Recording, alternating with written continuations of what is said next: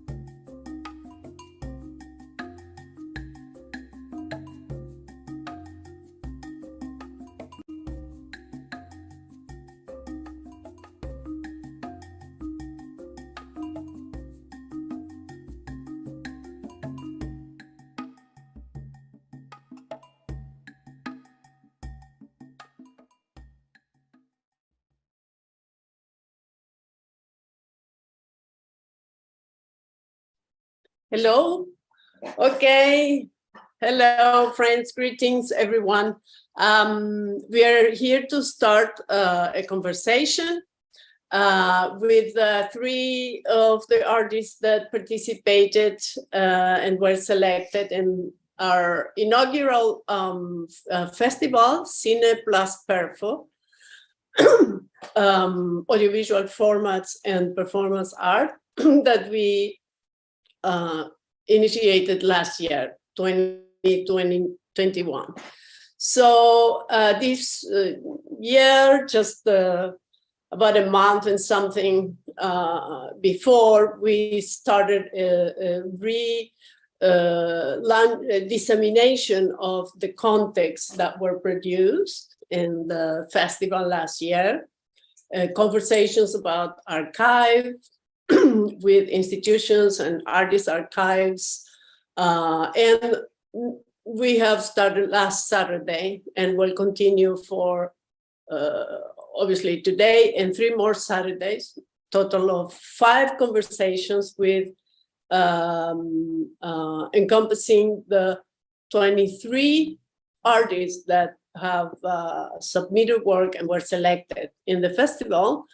To get to know more about their work and create the group conversation as well, so that we all meet. The performance artists appreciate very much encounters as part of our culture and conversation. So today we are in several parts of the world, a long stretch from Argentina to Taiwan. Suji Ye, she's in Taiwan, and it's 8 p.m. there. We have 11 hours difference. We are starting the day, and she's in the other side. and we have Noel Moloin in Ireland. We have 1 hour difference with you, Noel, and Peter Butter, Netherlands, 2 hour difference. Little bit of difference there.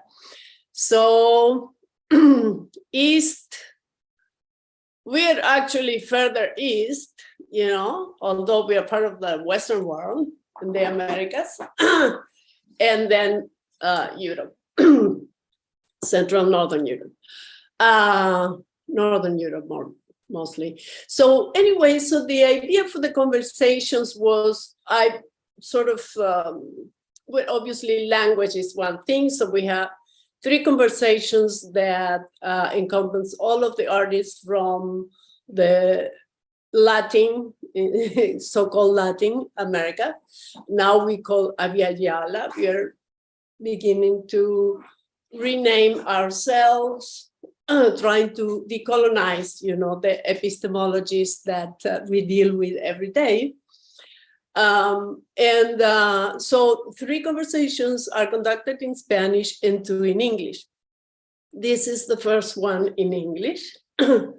Now, I was thinking that we could, to invite all of us to say hello, good morning in our first language, because we're using English. Of course, Noel, you have your Gaelic.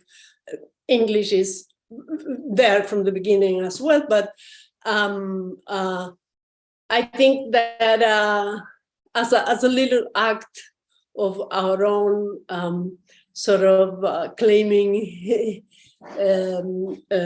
our own very wide and diverse roots, to say hello and good morning in our own languages. So I start. Buenos días, sean todos muy bienvenidos y felices de tenerlos aquí. ¿Ok?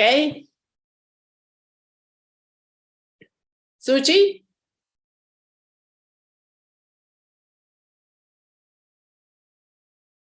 You have to unmute. Okay. Can you hear me? Can you hear me? Yes. Okay. 早安，大家好。Thank you. Wonderful. Noel?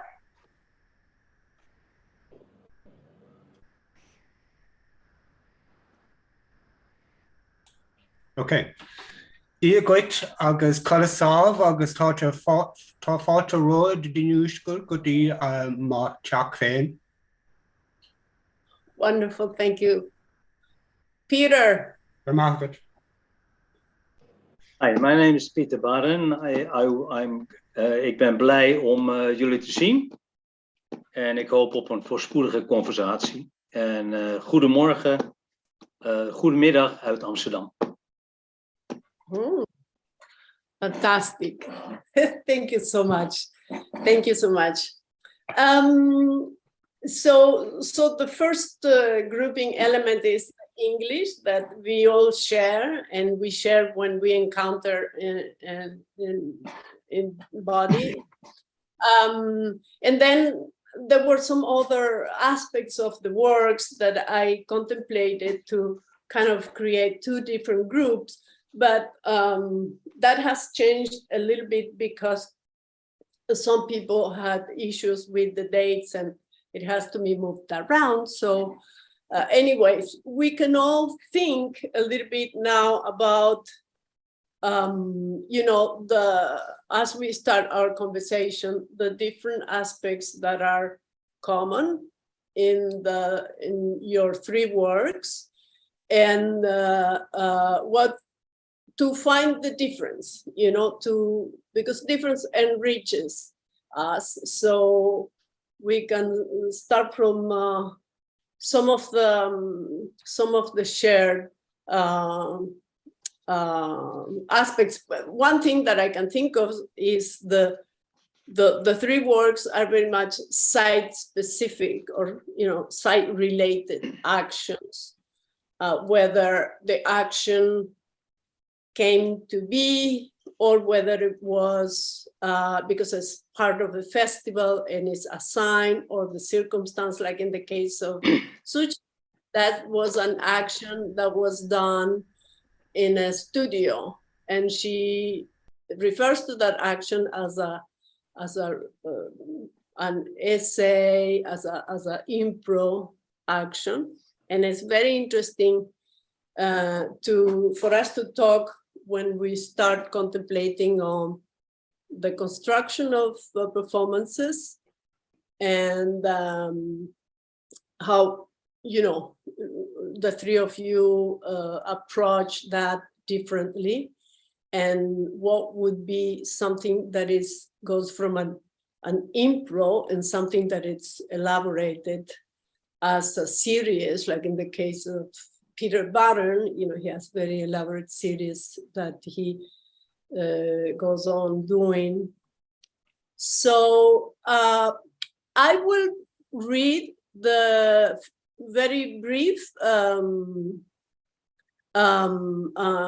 bios of each one of you, and then we jumped into those ideas, no? To explore those ideas. So I start with Suji. She's a performance artist and curator based in Taiwan with an educational background of English and Western literature. She had worked as an editor in a literary magazine, a full-time lecturer in the junior college, and freelance translator and writer before she turned into performance art in 2002. Her creative inspirations come from life experience, observation, and reading. Her works have a wide range of subjects, diverse forms, and unlimited venues.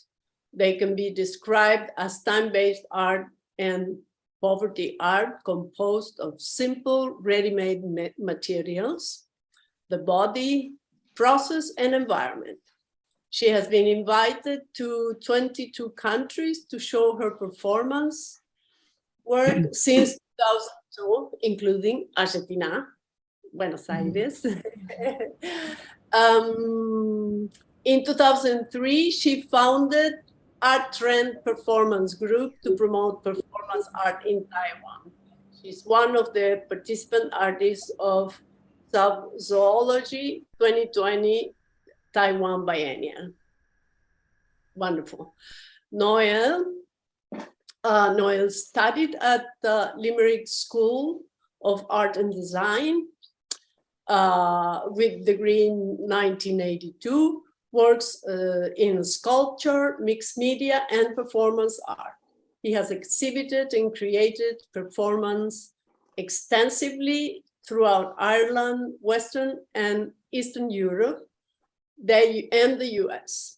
Awards include Arts Council of Ireland Awards from 1991 to 2006, Americans for the Arts, 1998, Residency Banana Factory, Bethlehem, Pennsylvania, Cultural Relations Committee, Department of Foreign Affairs, Travel Awards, 1993 and 2003, Exhibition Awards from 1999 to 2006, Exhibition Awards, Roscommon County Council, Arts Office from 1999 to 2021, organized International Crossroads Symposium, 95, from 1994 to 95, 2 years.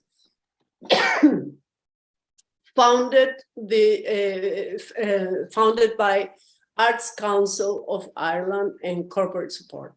Organized Arts Cabaret number 14 from 1997 to 2002, publication, Foxbox Project book that you can see in the website. The websites and these bios are also together in the YouTube channel next to the work, all right? That's ongoing exhibition, and audience is invited to review all of that.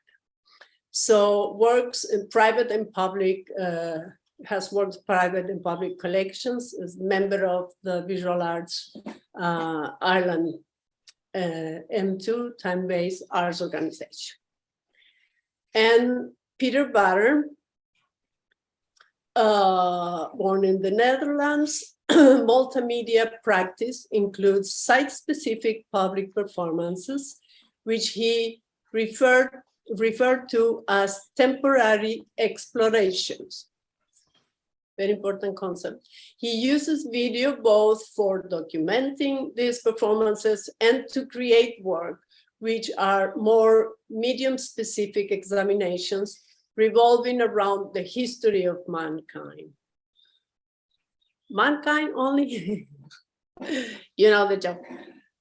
yeah, that there's something there to reflect, because this idea of the history of mankind, very strong. Cultural objects and territories. Many of Baren's life work show the notion of ritual and the way it functions in various sociocultural contexts. I'm so interested about that. This is conveyed in his art through the use of concepts of otherness and ancient cultures in works that also employ body art techniques, although in minimalist settings constructed with historical props.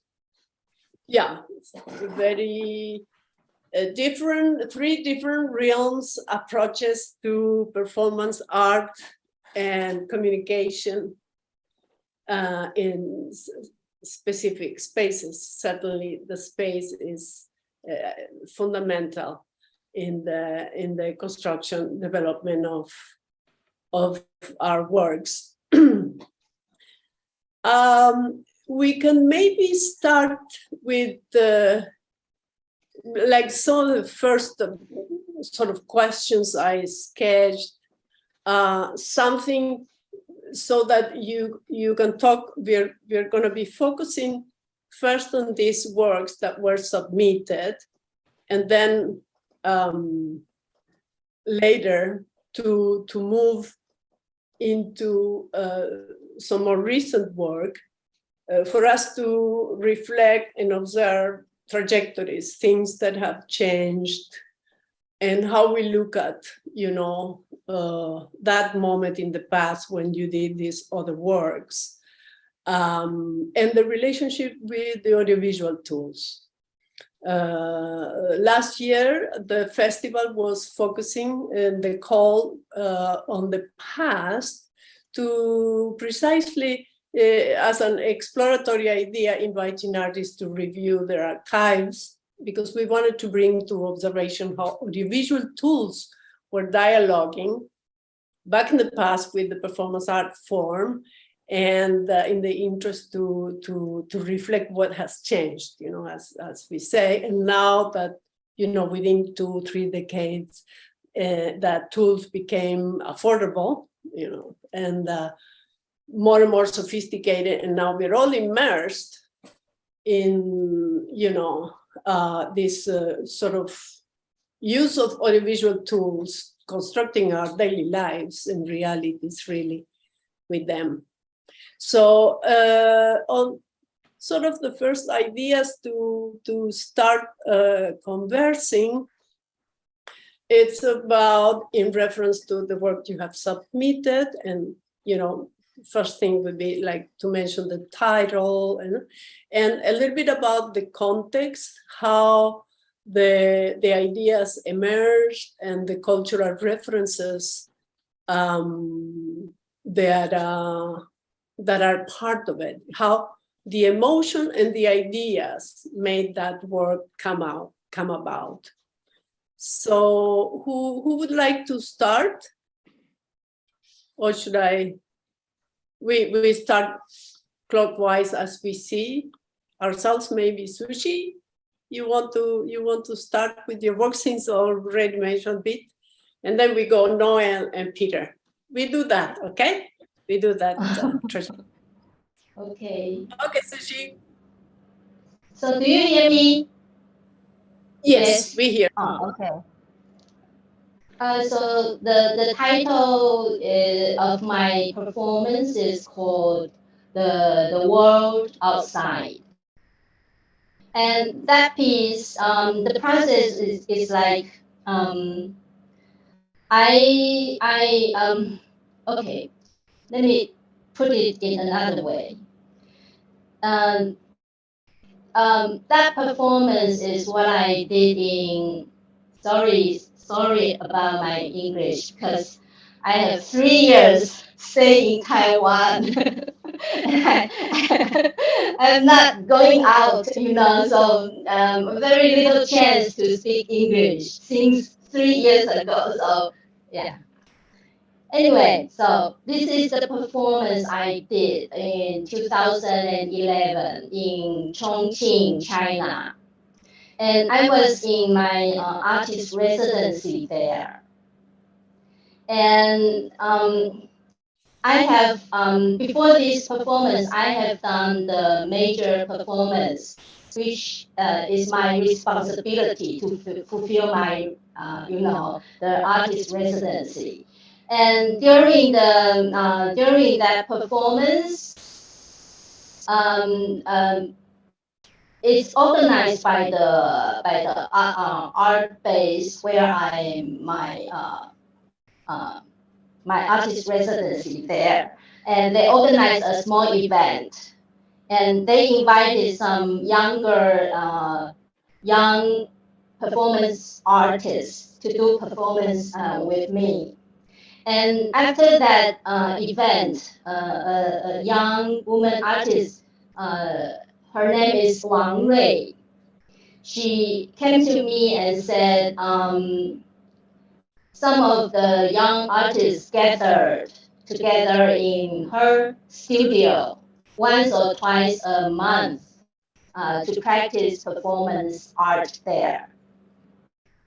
And she invited me to see their coming performance practice.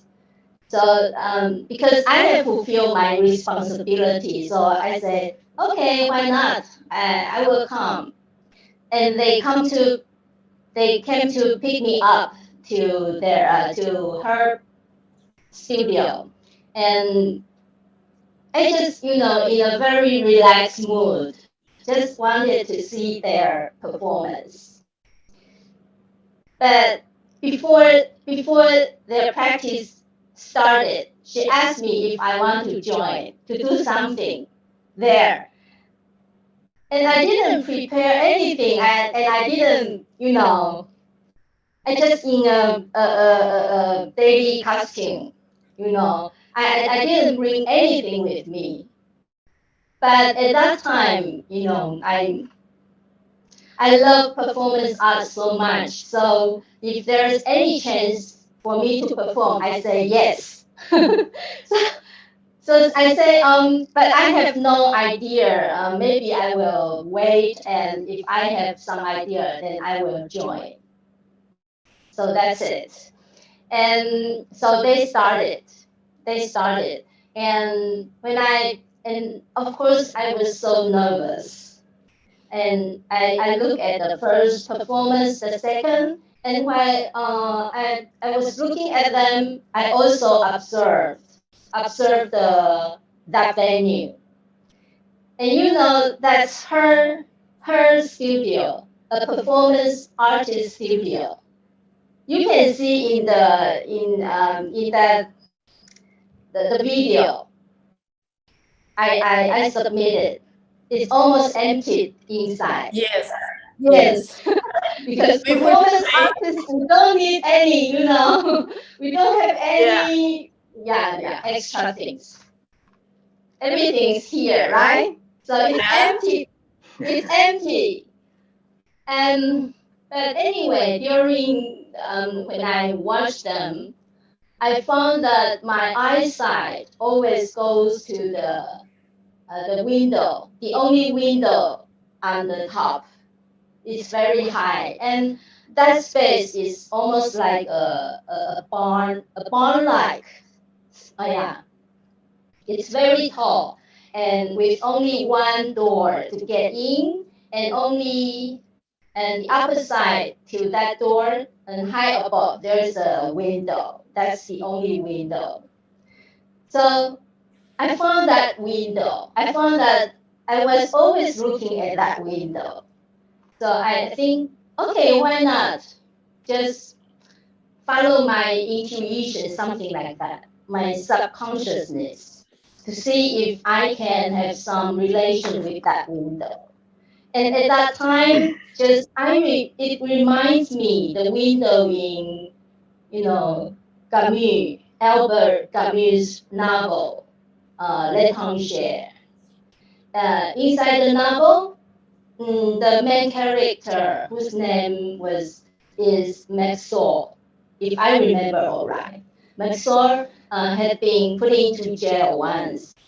And Camus described that he always look out from the window of the jail and look to the sea outside, the ocean.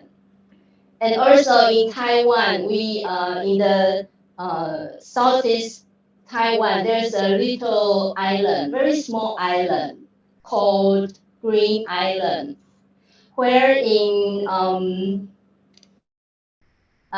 our martial law period, it was an island. There's a jail to accommodate political prisoners there. And after when the martial law has been lifted, around 1978 something, around that year, and after that, that jail has become a human right memorial park, something like that. And I have been there, and I went to see the jail. Also, there's only one tiny window where the prisoner can see through that tiny window and see through it to the ocean. So I decided to, and then I looked around me. Only there's nothing but some wooden box and some chairs of different sizes. So I think, oh, okay, I can pile them up, and then I climb to the top to reach that window. Yes, so it's an improvisation. Yeah, almost like to form within 10 minutes. Yeah. So I didn't plan it beforehand. So that's and then so I told Wang Rui that okay, I'm ready to do it, and then I asked her to turn off the light, so you can see the light coming in from that window. Yes. And at that period, I didn't think too much because I have no time. Anyway, I do it. But then afterwards, when I look back, I think it's very interesting because, I have some problem of claustrophobia. So that's why I always, whenever I enter a room, I always looking for the window, and I cannot stay in a hotel room that without window at all, just like that. So, and also that's one thing. And the second is, when I stay in Chongqing for like 1 month, in Chongqing in China, it's inner China, in the almost like southwest. It's inner part of China, where people always speaking Chongqing dialect that I don't understand at all. We speak Mandarin Chinese, Mandarin, and in China they also speak Mandarin Chinese. But in Chongqing they speak Chongqing dialect always. Even when I was, they sometimes or very often they gather together to eat and to drink tea, to talk, like 1 or 2 or 3 hours. They speak Chongqing dialect. And without thinking that I don't understand at all. So like in China, there's always so many people around you, So many people, artists around me. And they're talking, oh, blah, blah, blah, blah, blah, blah. But I don't understand at all. So I was like an island that isolated. I was feel very isolated. Yeah. Yeah. During that month. During that month. That's and the third thing is in China we cannot use internet. No FB, no. So I cannot connect with the outer world. So I think, although it's improvisation, but many things around me at that time and also inside me support that improvisation to happen. Yeah. Yeah. So it's very interesting. Very, very, very, very quite amazing. Everything you have provided, of course, amplifies tremendously the meanings, what came about, what manifested with that action. And as you say, language you can feel claustrophobia, you can feel isolation, in relation to being in an environment where you don't understand what is being spoken. And and now these days it's a common experience of humans with migrations, forced migrations due to all the injustices that have been happening around the world after, from colonialism and thereafter, the regions where humans have to live to save their children, to save their lives. We have experienced those things in Latin America in the 70s, and now, it's just the economics that is, the limits of capitalism. Yeah, thank you so much, Suchi. And it's really, I enjoyed that piece so much, because everything you have said and the image, of course, of the imprisonment, it reverberates in the action, in your body, your decisive, you can sense the inner energy going about and focusing to the window. And of course, the choice of turning the lights off to have the focus of the window. Is just very, very few elements. And you brought out so many things, what were important at the present. It was part of your experience and revealed so much about what it is to be in China, and your own experience in the relationship of the part of the world where you live with mainland China, right? And also, I imagine a tremendous contribution for the young artists to see how, with very few elements, you can bring up a strong image that reverberates so much. So thank you, Suchi. That was wonderful, wonderful. Thank you. We can now move with Noel, and it's all yours. Okay, the piece I'm talking about, the work is titled "The Grass That Grows Green," and that title I took from the line of a traditional folk song. It was originally sung in Irish, Oscailga, but it was changed to English for certain people. But thank you. The performance came. Sorry. No, thank you. That was really great. Thank you. Sure. I was just thinking when I was hearing Suchi, and also now with you, Noel, I was thinking we can play the trailer to see little clips of the three pieces, just to bring the images through. Sure. So go ahead, Malu. And then we continue. Okay, do you want me to speak? Yes. Yes? Yes. She nodded yes, I think. Yeah. Yes. Go ahead, Noel. You Yeah, can well, speak. I was invited by there was a festival called the Straylight Film Festival in Dublin.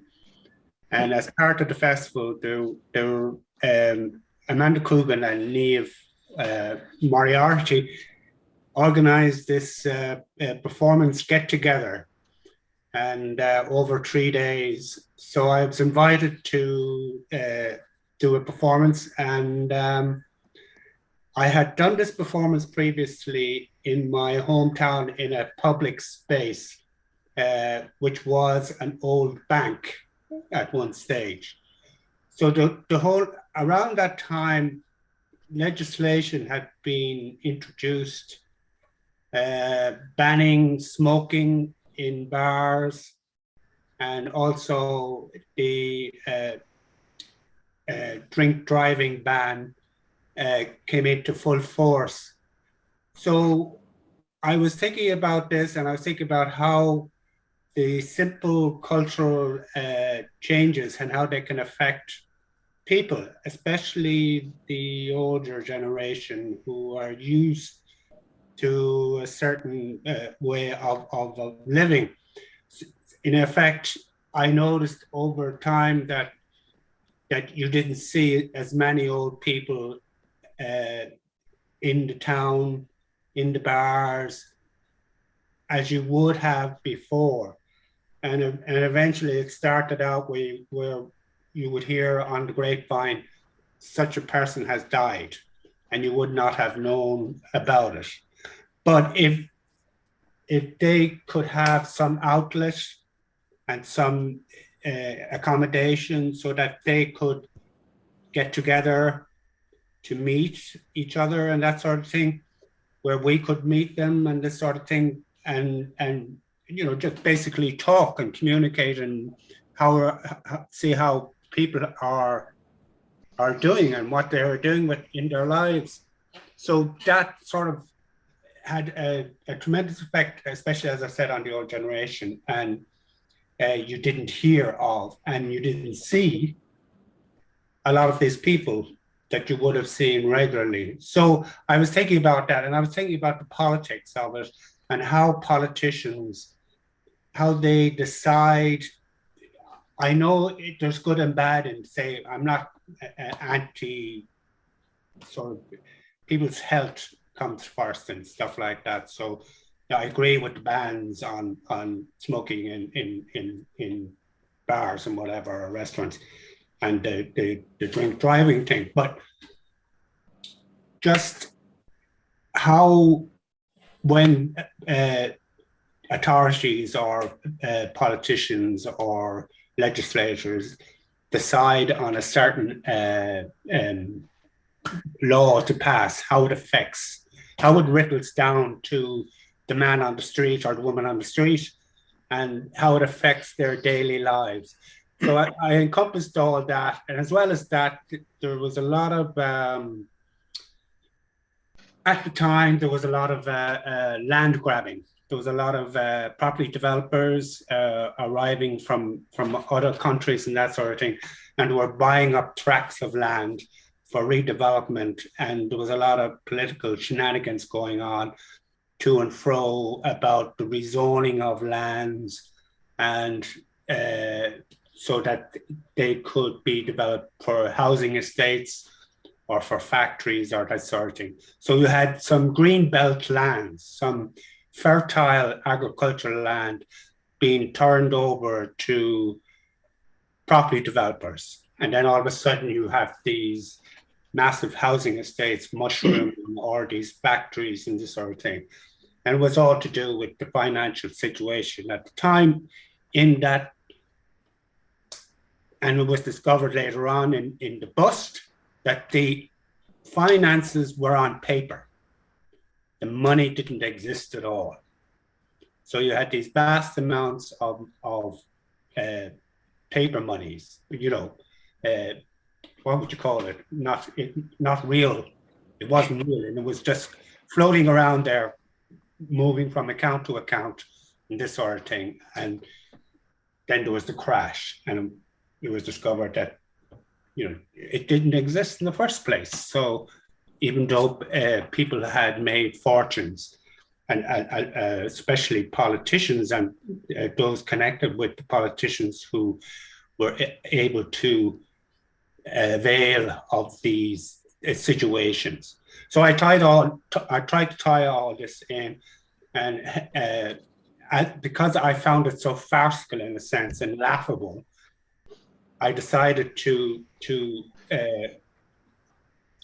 do it as this clown character, and as this clown character looking to be re-elected. So hence I used the badges that, you know, like election badges that that will be handed out when somebody is looking to be elected and vote for me.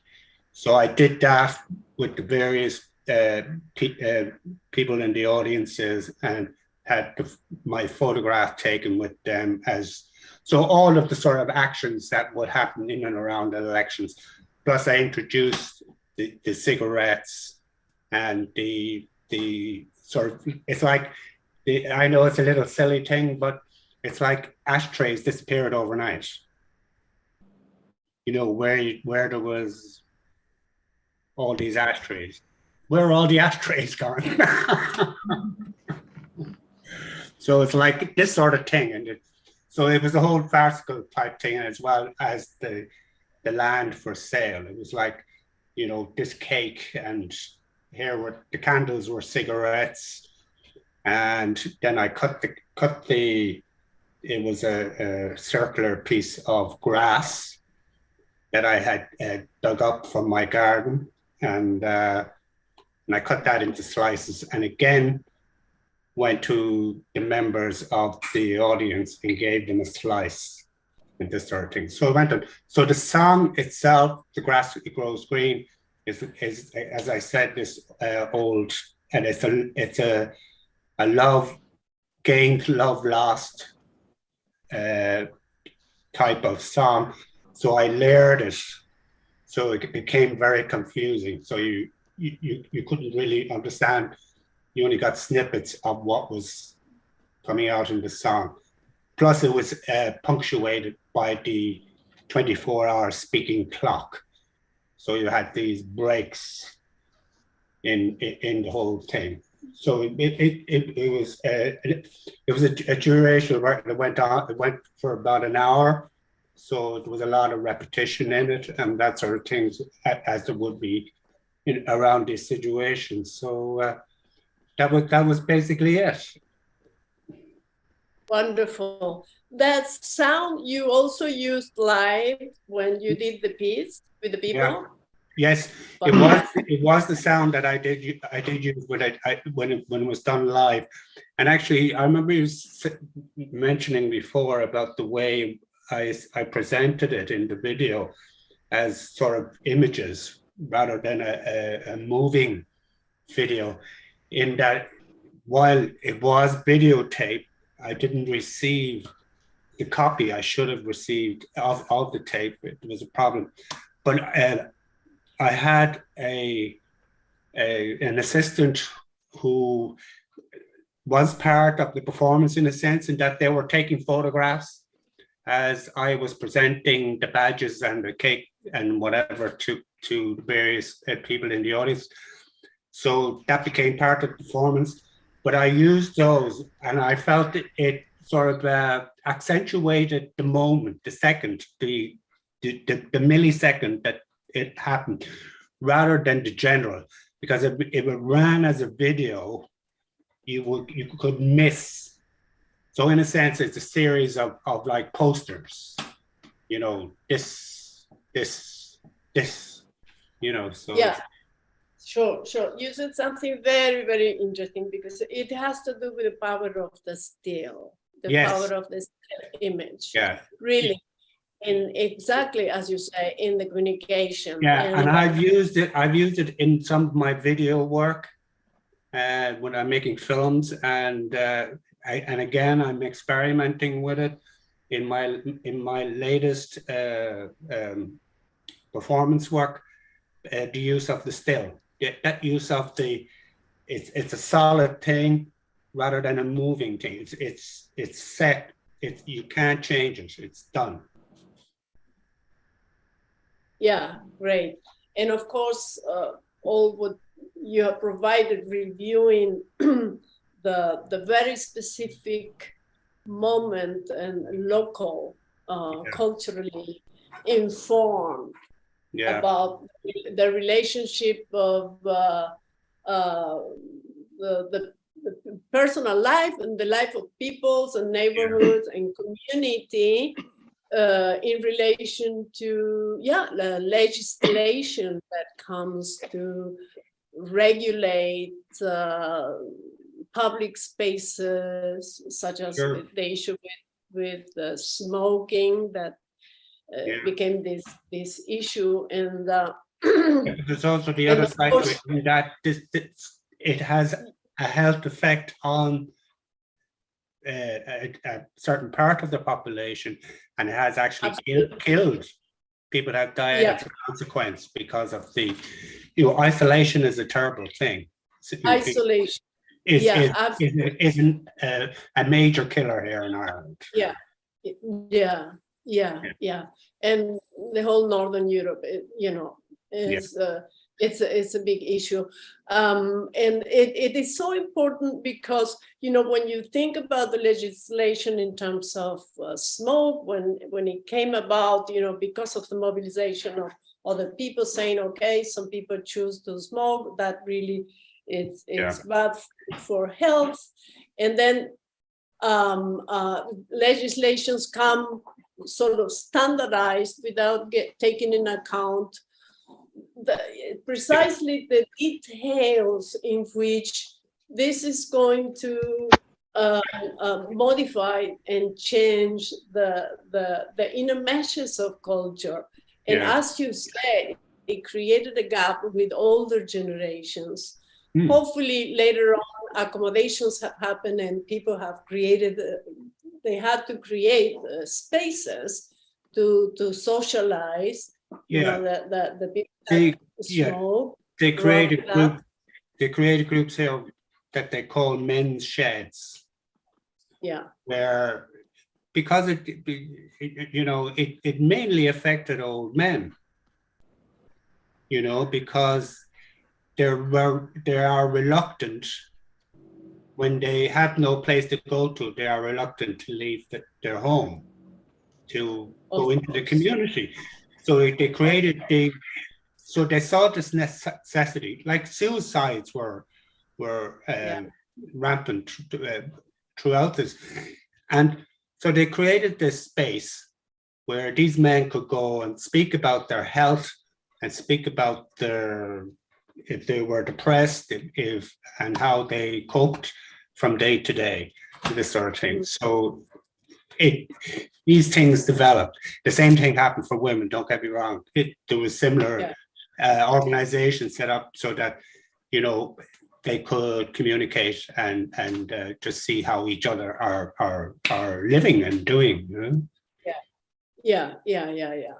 And especially, so a culture that is used to meeting in the bars, the cafes, Yeah, because we are a very social culture, and very much. And it's like that was to the fore, of course, during the lockdown and all that sort of thing, where it did affect, and it did have a detriment on the health and lives of people. Yeah, and interestingly, as we just went through the hype and scary moments of the pandemic that we're still dealing with, but more subtle, it reverberates with again this issue of isolation and the outside and others becoming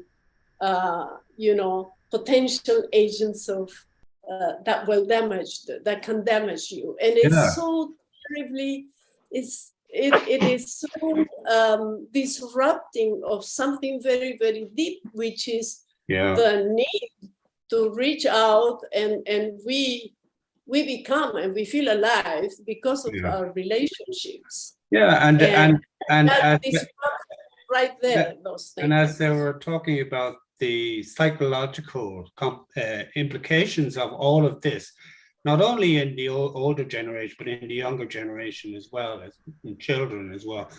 It has yet to be seen what will transpire from all of this, what happened because of this isolation and lack of social communication. And of course, in the middle, the laws, you know, the figure of the states regulating life and corrupt institutions and agents of this supposedly democratic or working for the people institutions that deal and reshape and shape really, you know, like aspects of our reality in terms of, and from the point of view of economics with the capitalist mind, the mind of just gain in terms of money, and you're losing people, you're losing life, losing quality, you're losing people, grabbing land for those things, and continues to happen through this pandemic as well. And it will continue. And the whole thing, the basic premise for all this is money, is business, is multinational corporations. As we were discussed before, we'll say, you know, it's the multinational corporations that dictate the laws, and it's not the governments.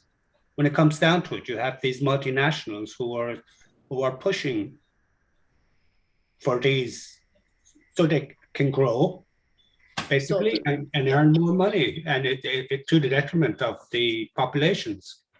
And human life and the life of the planet, of course, as we are dealing with.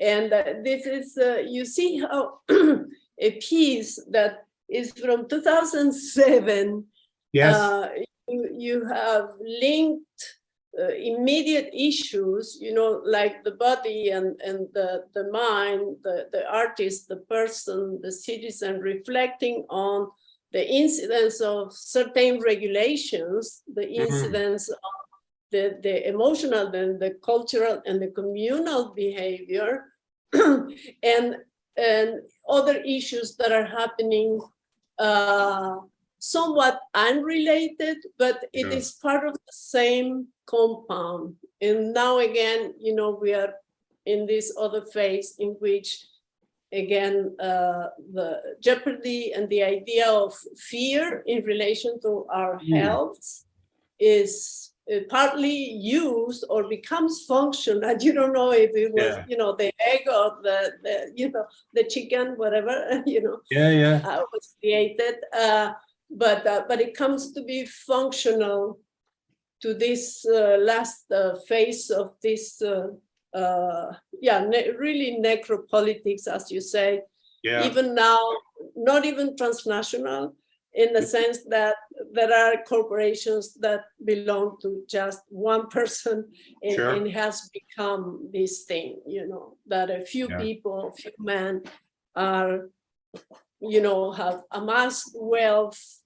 Should dictate the wealth of countries. That should dictate the life and health of people.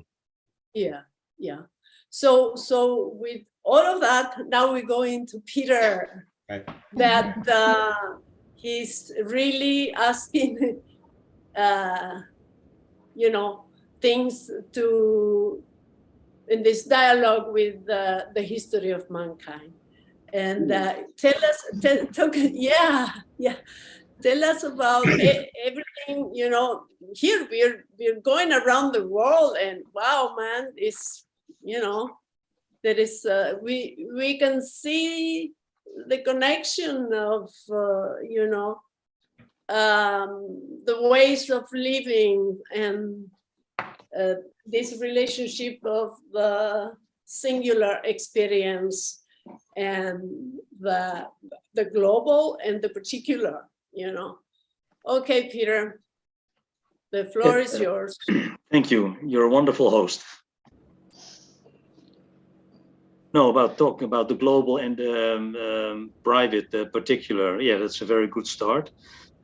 Okay, first I'm gonna say a little bit how this piece came about in 2007.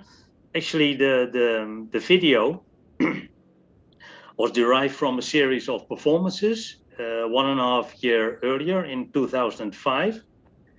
And I was invited by Blur with 3 R's, Blur, and it was the 5th biennial of performance art in Tel Aviv, Israel. So first, to tell you a little bit, the first thing I didn't want to do is, and it didn't have to do with the smaller size of the gallery, but I wanted to, and that came about pretty quickly before I even arrived in Tel Aviv, to use the gallery, the main venue, as a starting point, and then to go out into the city for durational walks, to say it very bluntly. So the start was in the actual gallery. And what I do, not all the time, but very often, the last few years, is to work with other local performers. So I ask, in general, I ask the organization to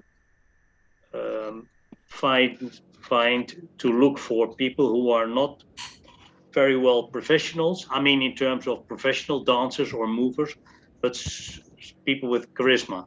So in short, I used a couple of performers in the space the first day, and then the 3 consecutive days, I worked with one person and brought that person through different sites, different spots in the city itself. And the link was already very clear for me before I arrived, actually a couple of months before, that I wanted to commemorate spots where in the past, in Tel Aviv, suicide bombings took place, assassinations, suicide killings, whatever you call it. But anyway, major bombings. I cannot say it any different way. So that was for me the strong link from the venue, and then 4 times in 2 different cities. So it contained a bus station, open air, a bus station close to a formal discotheque, the El Carmel market, so where a lot of stalls were, and a fancy shopping street. So these were the 4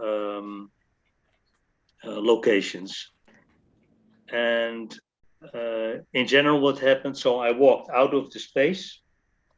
The other figure had a keffiyeh on, a headscarf, more specifically a Palestinian headscarf.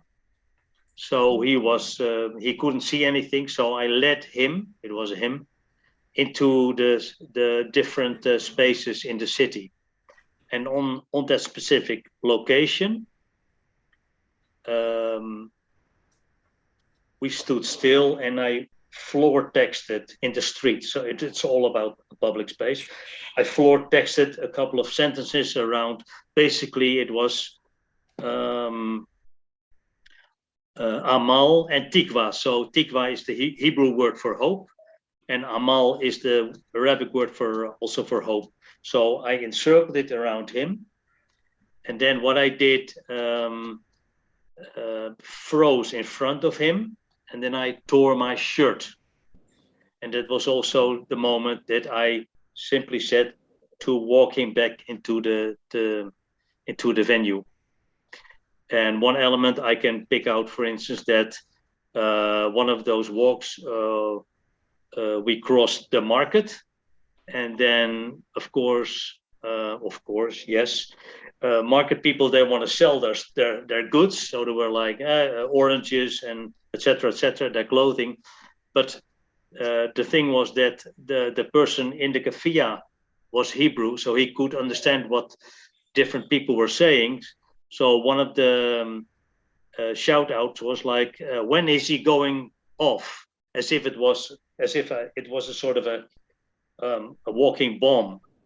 I never got that idea that I would be mentioned that in any performance, but so, and I must say it was not such a heated situation in 2005. At that moment, if I'm thinking about that period, there were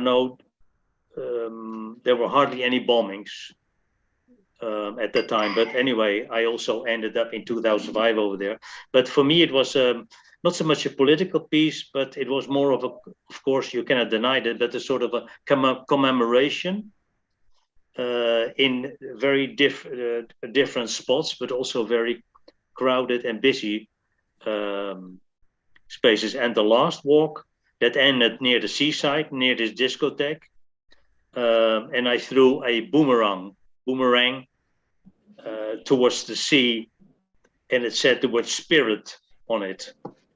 And that was also the closing of the 4 walks.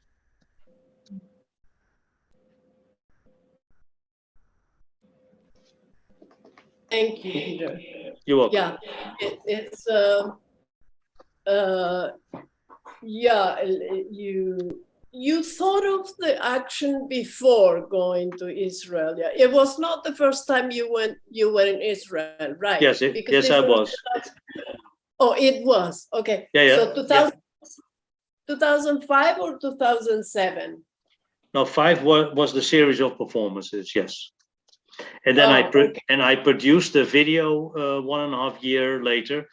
That was also the first time that I applied for that was the first time that I applied for a grant for this, because I wanted to keep the spirit. I wanted to have it living on, not as a product, but as a that something would remain of it in a different way.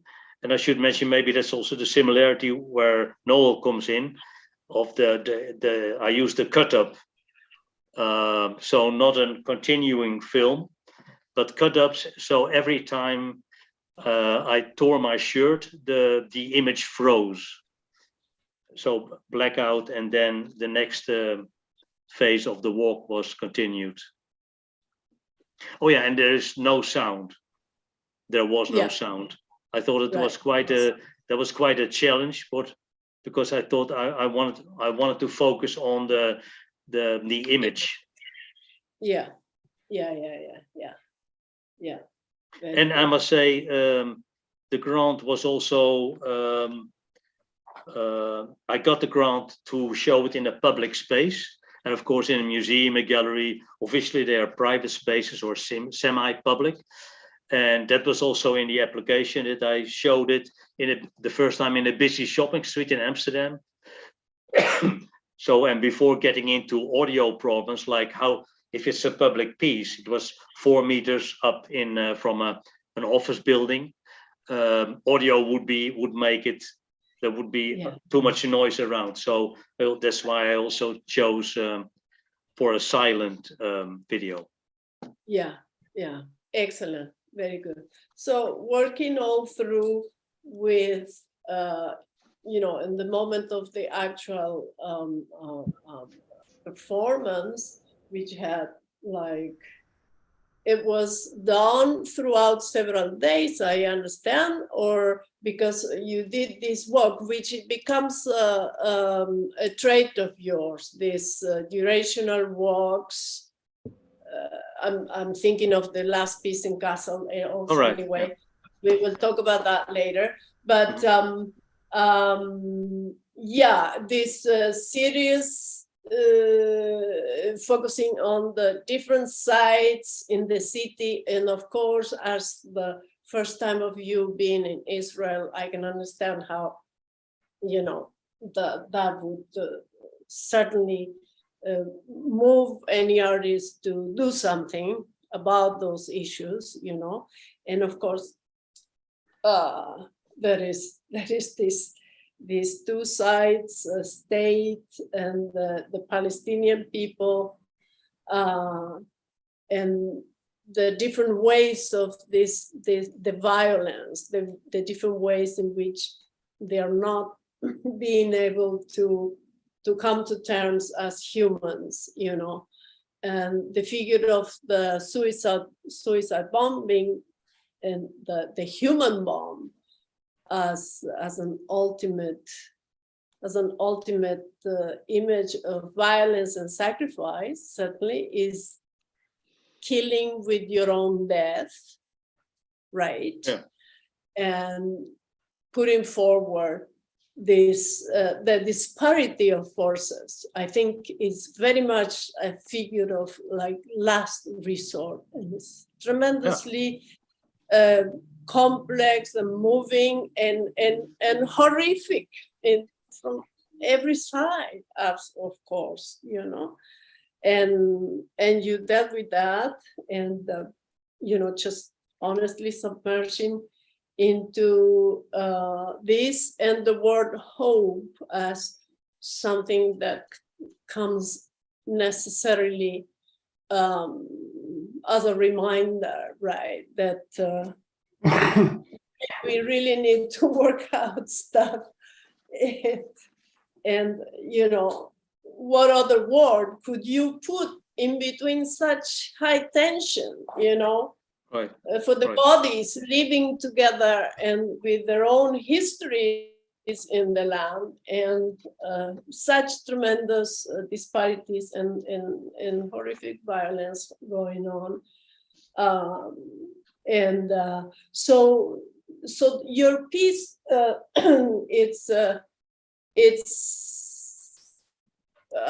I see like a complex vocabulary. If we can think of like in relation to Suchi's piece, you know, that is dealing directly with objects, and she does also, Suchi, you correct me if I'm wrong, you've referred to your work also as working with the simple and the everyday and sort of povera or poverty art, you know, as it was a concept that came about in certain moment of the development of ideas of artists and contemporary art, this idea of working with the immediate, you know, and Peter, you submerge, you create a system in which you put your body through an action, but you create a system almost as a regime, you know, like with few elements, few strong elements for, in this case, your body, your cognition, your emotionality, the sides, the idea of commemoration, of course, you know, human life, and this work with the other body. There you sort of the structure of and what happens there. You confront this person, the other performer that is invited into your piece. There is the two sides there, and the other person is unindividualized, and as you said, you know, that testimonially people identified as clearly the Palestinian body, potentially the human bomb, and but he's carrying these objects you have created. You refer to that as satellites. I don't think satellites look like that, but those are or you know, the part of your objects that you make. Maybe you can tell us about that. And of course, obviously, the idea of satellite has to do with communication, you know. Right. And Yeah. this Oh, very much. thing Yeah. above us, Yeah. connecting everything. Not, So actually, it's an interesting, complex image. Tell us about it. basically, actually, you can buy those satellites. I call them satellites, but actually, they're mobiles. Normally, you can buy them in usually in not even too fancy, but in design stores, design shops. And if you hang them close to an open window, or if there's a draft from door opening, they move.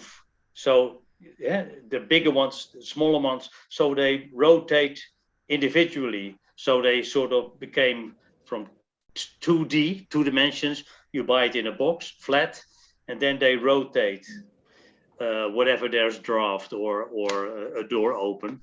But it, of course, yes, of course, I come up with the idea of a sort of a balanced situation with the stretched arms, and then, of course, it has to do with the blinded, the covered up face. Plus, he had to breathe through the kafia, so which is not easy. You can also literally see that during the duration of the piece, that is really like almost choking. He was not complaining at all. He didn't beat me up after 4 days because quite tough. He was quite young, but still very, very tough, and really wanted to do that. So I praised him for that. But again, it was the vulnerability of, you see the suffering of his breathing in the kafia and holding this up for, I think it was one walk was like 1 hour through different situations. So it was quite, anyway, the combination of the blocked vision and then the try to hold balance, plus my sort of ending the confrontation with tearing my shirt, which is comes from Hebrew custom, that if somebody dies or it shows loss and sorrow, usually they tear it above the heart. But I only tore my shirt right in the middle, so I didn't want to be too specific. I mean, not to just copy a local or a Hebrew custom. So I use different elements from what you said earlier, ancient or older cultures, and also very contemporary elements like these mobiles. Okay. Yes. Also, connecting the object of the mobiles, which is basically this geometrical, the spirals, and the object that is like, it is actually fragile and is attractive, and any little movement of wind, first of all, it gets into movement easily. And creates this, because what you need there is really in front of suffering. You need movement. Movement is the beginning of healing, right? So you have this image of the spirals and also the boomerang at the end, this other object that goes and back, and you throw it towards the sea. I was always fascinated by boomerangs. But I never fetched one. I never dealt with one. I should do. Well, they really do come back to you. No. Well, I did a series. Well, in short, I did a couple of performances in the early '80s with a friend of mine, and he was a trained thrower, so to speak, of boomerangs.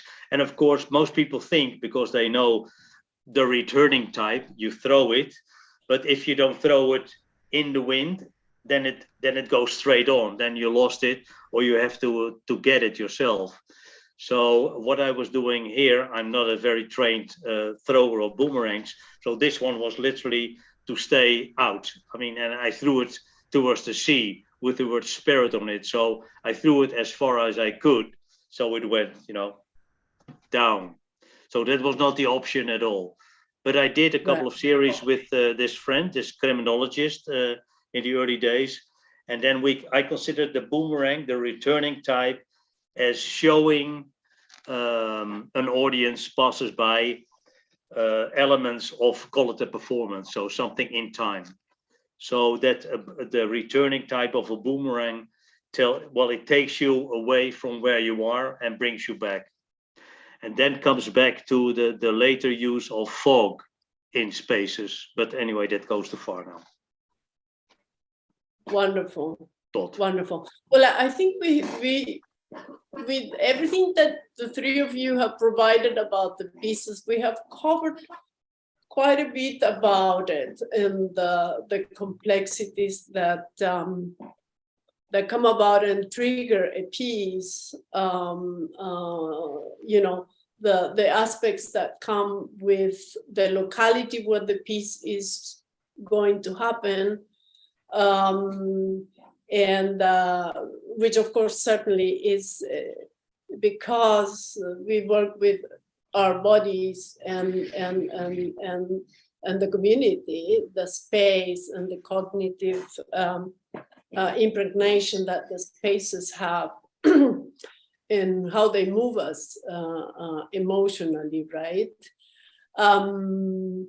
Maybe in reflecting on that, maybe just a little bit, you have said a lot, but you know, in relationship to the pulsional, which is the intuitional, the emotional, the stuff that comes about, that it certainly is always there at the beginning, then, right? You know, when a piece is going to happen, begin to happen, and then the other process of, as Sushi said clearly, the studio's empty, everything is here, you know, so there is a lot of processing here. We know that, we live with that, we enjoy that a lot. So if you can talk a bit about that, you know, the pulsional, and how they keep together necessarily, because in the presence of the action and performance, the pulsional is the connection with the unconscious, and the unconscious is sort of all of us, everything, everywhere, time, space, ancestries, you know, and it's very precious, but yet, you know, we make it become forms and action in display, forms in display as action, and in social context through the engagement of our whole cognitive, you know, background and everything, you know. So can you talk about those things and whether, you know, how much you prepare, and from this we start going and thinking on other pieces you have done and the trajectory of, you know, how the vocabulary is created as, you know, the personal vocabulary, and to get closer to the more recent pieces. So we start again with Suchi, you know, this. Okay, I try. Sure. You know, after Noel and Peter's talking about their works, and I've seen their performance, the video twice. Really very different from mine. I think mine is more not so complicated as theirs. And my performance perhaps more simple and easy to get what I want to convey. And for Peters and Noel, for me, you know, as a you know, Eastern, it's a little bit distant. Because what's the word? Sorry. Distant, far. Oh, sorry. Not yeah. easy to understand. if Peter don't say the man with the scarf is the Palestinian scarf, and also the site, the different site related to the suicide bomber, something like that. If Peter don't mention that, then I wouldn't know. I cannot understand. I cannot get it from his video. And the same is like Noel's video. I cannot get what. Of course, I can feel that something political environment or something like that. And with Peter's, something maybe relate to immigrants or something, but I cannot get very clearly of what they want to convey. But mine is very simple, just like there. Yeah, it's easy and not so complicated. And for me, maybe I always think it's important to, to make complicated thinking and experience, to make them, become very, just like I absorb the essence from life and experience, and to make them, to compose them into some, because I'm always, most of the time, I perform in a performance art festival. So I have to do like a performance in 20 or 30 minutes. So I have to make it clear. So my habit is to make my performance clear and like a very clear and poetic something. But now I think maybe I can try another way. I can try. Yeah, I don't have to be always like that. And I have one thing to say about the world outside, the performance, because at that time in 2011, there is no COVID-19, no pandemic. But now, in these 3 years, so many people have that they don't have to be a prisoner, They just, because of the lockdown, the quarantine, so many people just stay indoors. Yeah, like they're not to go out. So maybe so many people have that desire to go out, aching for the world outside. So this piece, even I didn't do it with from this perspective, but within these 3 years, like the meanings is more open, becomes more open. Yes, And yes, it's for sure. quite interesting. Yeah, it's quite interesting. Yeah, and it also has a political halo in it, the political reverberance, of course, certainly. Every human situation has that anyway, and the artists connect with their own like subjectivity, all of these different aspects, and some of them, and thank you for sharing your reading of Noel's and Peter's pieces. It's very important because that's the assignment you gave us. No. It's very important to read each other's. Of course.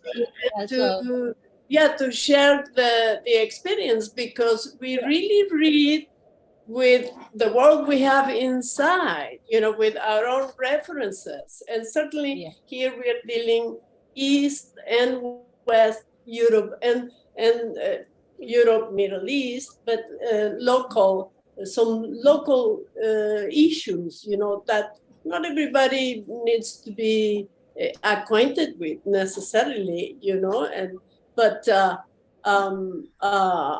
they certainly inform the pieces, and because those pieces are very, you know, site specific, they bring out those things, you know. So it's always very refreshing to hear how other people see our work, because sometimes our references, the feedbacks not always happen beyond certain, you know, close, you know, proximity maybe. And it's really super important. So that was, it's really good. Thank you, Suchi. And can I just say go something? ahead, Peter. And then, yeah, I would say this, and take the word and get into, you know, what we're trying to deal with, this relationship between the positional and the sort of rational, you know, rationalization, structuring of the pieces. You take the moment, and then we go to Noel. So go ahead, Peter. No, I just wanted to reflect or what I felt with Chuchi's video. I thought it was a very delicate balance, not only the way you positioned the tables, the chairs, the cubicle forms, but I was wondering when I saw it the first time, when you were on top and the window obviously above you, you had to raise your leg, but you didn't do it. I mean, you didn't, obviously. So it was a very delicate balance between raising your leg and then not really going for that huge window, because the combination of you and it was really a big window, but you sort of showed, or that I felt, that you literally were inside, but sort of grasping. You gave dimension to, because we're looking at a flat screen.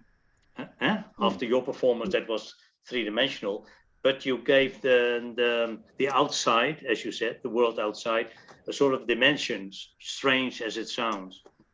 And also that you were not grasping, because that was maybe one of you already answered the question I wanted to pose, like, was there also a sort of a political dimension of, you know, as you say, the world outside? It can also mean, apart from the corona crisis we are sort of leaving, but at the time it was 2011, so not even to mention Taiwan, China, but again, this sort of, I thought it was quite, in a way, also a poetic. I thought, no, if I would say you left it in the middle, that sounds sort of like, yeah, but you gave it a dimension, although it was for the viewer afterwards, flat screen, sort of, yeah, I really thought it was very poetic. Thank you. Yeah, because, yeah. Thank you. Yeah. You showed a lot more than you, I'm not saying you're too modest, what in your own words, about this piece, but I hate complexity because of, you know, using too much material, blah, blah, blah, you know. I try to cut away things. I hope as I get older that I'm not like hoarding my head, like, oh my God, it needs to show out. That's not what I want to confront people with, or at least express myself. So. Okay, you go ahead. You want to go ahead and so take on this reflection about the Or maybe I give the floor to Noel if he wants to. Yeah, go ahead.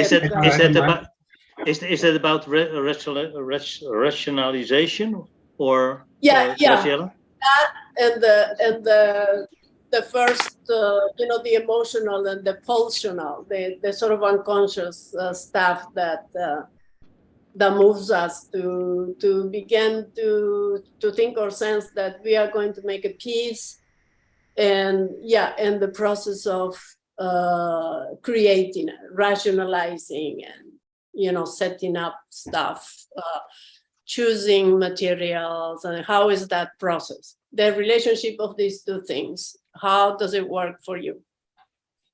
If I can take the lead in this, I think it's question number 8. Yeah, whatever.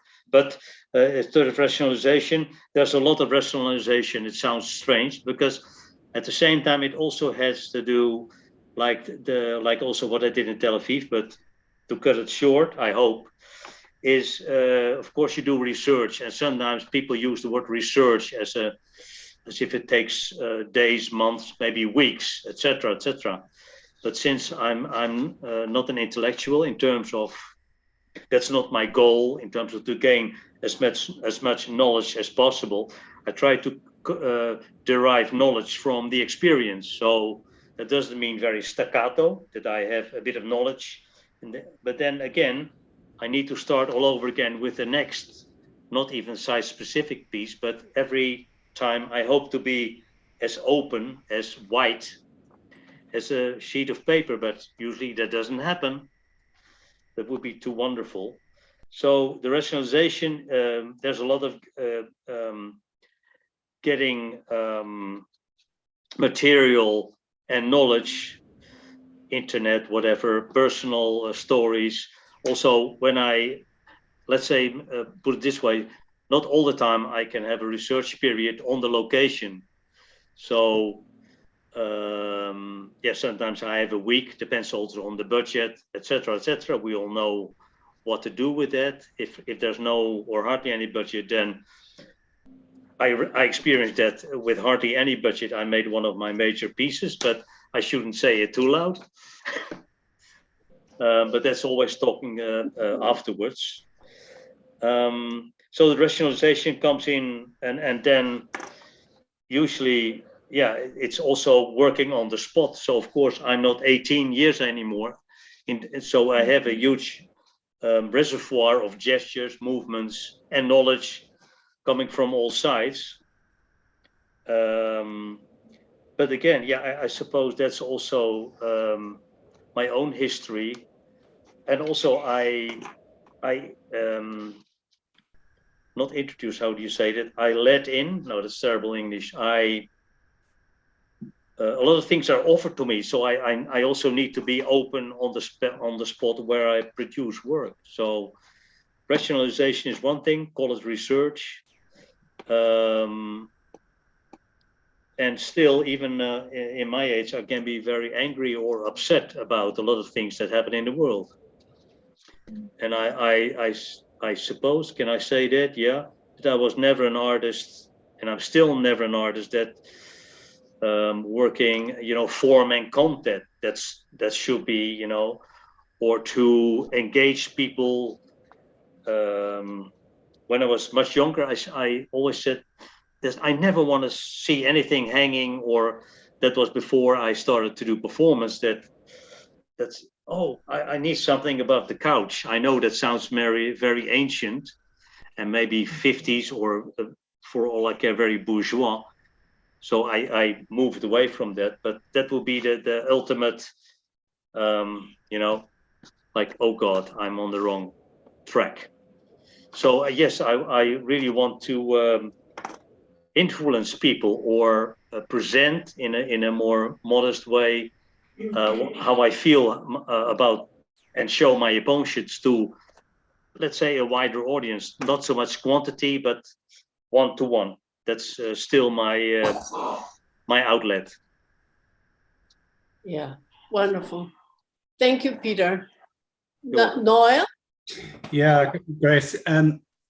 Yeah, I think between the 3 performances, they're very different in a sense. And I can see what Chu Chi, is that correct, is doing, and it is poetic, and it is universal, our actions, and you can grasp it straight away. You know, there is really no effort in knowing what is happening, you know, in her performance. And For me, it was dealing with a particular cultural situation. And I know I try as much as I can to, every object I use is specifically chosen for its visual and its functional use, so that it relates, so you can relate straight away. If it's a cigarette, it's a cigarette. If it's a cup, it's a cup. You know, so it's nothing like I'm creating this massive metaphor, or it's as it functions and as it's perceived. But the performance itself was specifically meant to pose questions. I'm not advocating any answers. I'm not advocating we should do this, we should do that. It should be this way, it should be that way. I'm asking, why is it this way? You know, please look at this. Ask yourself how this is coming about. What do we do something about it? Do we ignore it? Do we engage with it? Do we, you know, what do we do? How do we make this better? How do we accommodate the situation? And that's basically it. So, and I know Peter's would be very, very, very political, extremely political, if I'm right. Is that right, Peter? Yes and no. It's coming, not answering, but getting to your point. I also think that's not too generally put, but I think a body is also a vehicle of meaning. Yeah. In terms of, and I think you're very right. A cigarette not only should and is a cigarette. I don't smoke. I didn't smoke, but I understand a cup is a cup. Yeah. A rose is a rose is a rose. Yeah. To name a few things. And a body is a body, and a body does actions, and that's very true. You can tell, and with the body as well, you can reveal a lot more than you know. All you have to do is people watch. You can tell certain situations by people walking down the street. I love to people watch. You know, I love to sit maybe in front of the bar and watch people as they go by, because you can say something. You can know something from how they move and how they interact with other people around them. Mm-hmm. Yeah, but what you said earlier about not only talk about my piece, of course, but about that's very political. I also wanted to never, as well, you can say it's a statement. If I do that on the spot, I tear a shirt. You see somebody suffering in front of you. It's not. Is it a metaphor for, you know, well, that's a specific situation, but you can name all directions, not only nowadays. I mean, I don't think you can say there's a catastrophe coming. We're all gonna, you know, the planet. I also have children, so I have 3 children. So in that respect, I cannot, you know, that's not me. I will be very, anyway, that's maybe another situation. But coming to the political side of this piece, for instance, is I also wanted to show the fragility. And maybe that's, I didn't say, I didn't think Graciela mentioned, but somebody else said about my work, it's sort of a meeting, or it searches. My work is about a meeting ground, if you will, between sensual, excuse me, sensual bewilderment or excitement, astonishment in a way, and operational suffering. I mean, maybe big words or big themes, but that's for the most part where my work is sort of, you know, in between.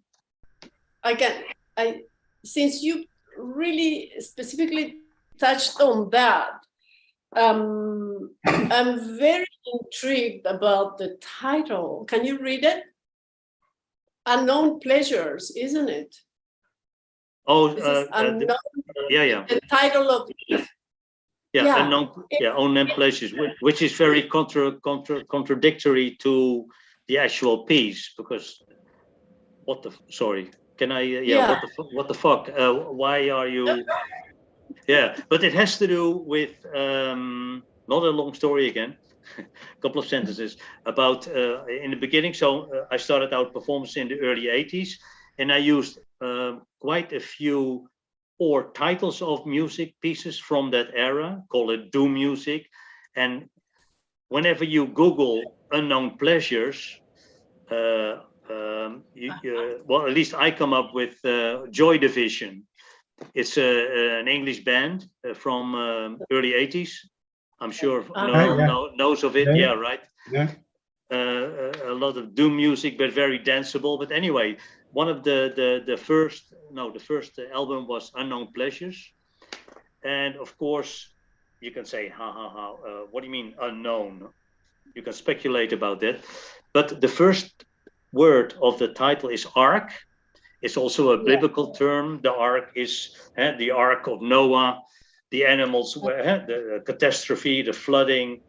So, but I considered it not so much a biblical term as I saw myself and the other performer as a sort of a moving ark in a city in this respect. And the unknown pleasures, people probably will not find the pleasure, but again, that's literally in the performance where the word hope stands for. I mean, as much as I can deliver things that people can imagine things on that specific moment when they experience the performance. So I wouldn't go that far that, oh my God, I make complicated work, because the one thing I hate, not that it happens so much to me, but if an actor says, oh, the piece I am in, an actor, a piece I'm in, it has so many layers, you know, it's unbelievable. Usually they say it at the beginning or as a trailer of a movie that they want to be very excited of their next movie. But so in that respect, I hope my work is far from complicated in terms of, you know, who am I to say, oh, there are so many layers and you have to discover them. You have to see this piece or any other piece 10, 15 times, and then you slowly get to, you know, understand what I'm saying. Well, what occurs to me about that, and still it does intrigue me. What you just said about the unknown pleasure brings up, you know, a reference, and that you have used. It's a way of creating your own vocabulary, which is very, very important. But it does not respond to my intrigue. You know. But I think it is part of it. It cannot be responded. Because in a way, you know, there are some things that are so intense and painful that are unapproachable. But yet they are there, and we need to do something with it, and we need to do something about it. And you were there, and you felt those things, and you needed to do something about it, you know, so that's the pulsional. And then, you know, you create a system, you put elements to have these happenings, and the memories and everybody's cognition and associations will go through those elements and make sense or not, but move hopefully things, you know, in a way. the image of the spirals and the boomerang, right? And this last reference about the calling of the piece, I'm very attentive about that, because I'm also very focused on how I name my pieces, and I think it's a conceptual presentation, and it's absolutely, for me, very much part of the pieces when I make them. the title of the pieces, and in your work is, I think it works very similarly. And that reference is quite interesting because I don't know how, but it is really the moment in which the pulsional and the cognitive are merging to do something, to move stuff that is really so dense, so tense, so violent, and unbearable. And that you make that connection, it comes about, and it brings something that creates a distance that is necessary to deal with the stuff that is too hot, right? So that's what I can say, in relation to what you just shared. And there are things that remain like a question, and that is a value as well, because we have plenty of things we need to still continue to question the work. So with that, we go to Noel. Noel, you were talking, and then it triggered back into Peter's with your comments about Peter's piece, which is very nice. I like the way you guys are referring to each other's pieces. But so maybe if you want to give it a closure on these aspects, and then we can move on to the more recent pieces to. Yeah, no, we can go. I think I said as much as I can. Really, we can go on to the other works. Yeah. Okay. Sounds good. Sounds good. Good. Okay, so we can check the Suchi's PDF. Yeah, just a moment. And yes, go ahead, Suchi. We are going to share the screen and show. Malu is going to show the PDF, the images you sent us. You can start telling us about that piece, a recent piece, and comfort woman, the concept of comfort woman. You have to explain, because it's also particular to Eastern, the experiences in the East of wars, So if you can explain that. So it was in World War II. In World War II, and the Japanese army military, they sent a young woman from Korea, Taiwan, Japan, China, and maybe Philippines. Yeah. From some Philippines also. Asia. Yeah. To the front line to serve as a prostitute in the army, in Japanese army, and we call them the comfort woman. And so that's in last year, 2021, in October. No, go back. I have to. October 10th. That's our national day, Taiwan. Yeah. So, and it's an international performance art festival organized in Taitung, in the east coast of Taiwan, facing the beautiful Pacific Ocean. And the venue is in a place called 77 High Hill in Hualien. And it was, okay, we can come down. The second page, please, thank you. So you can look, that's a discarded military base. So this is, so this is the military house or fort. But a bunker, yeah. You can see the color. Yeah. So yeah, so this is almost like a site specific, and at first I dressed like a white dress, and you see on the floor, on the ground, there's egg you know, from outside to Yeah, the to going through the hallway. yeah. Yes. Okay, next page.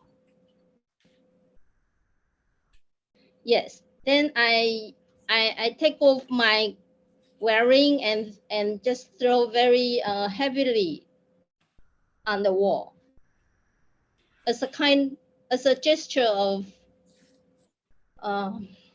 of protesting, something like that.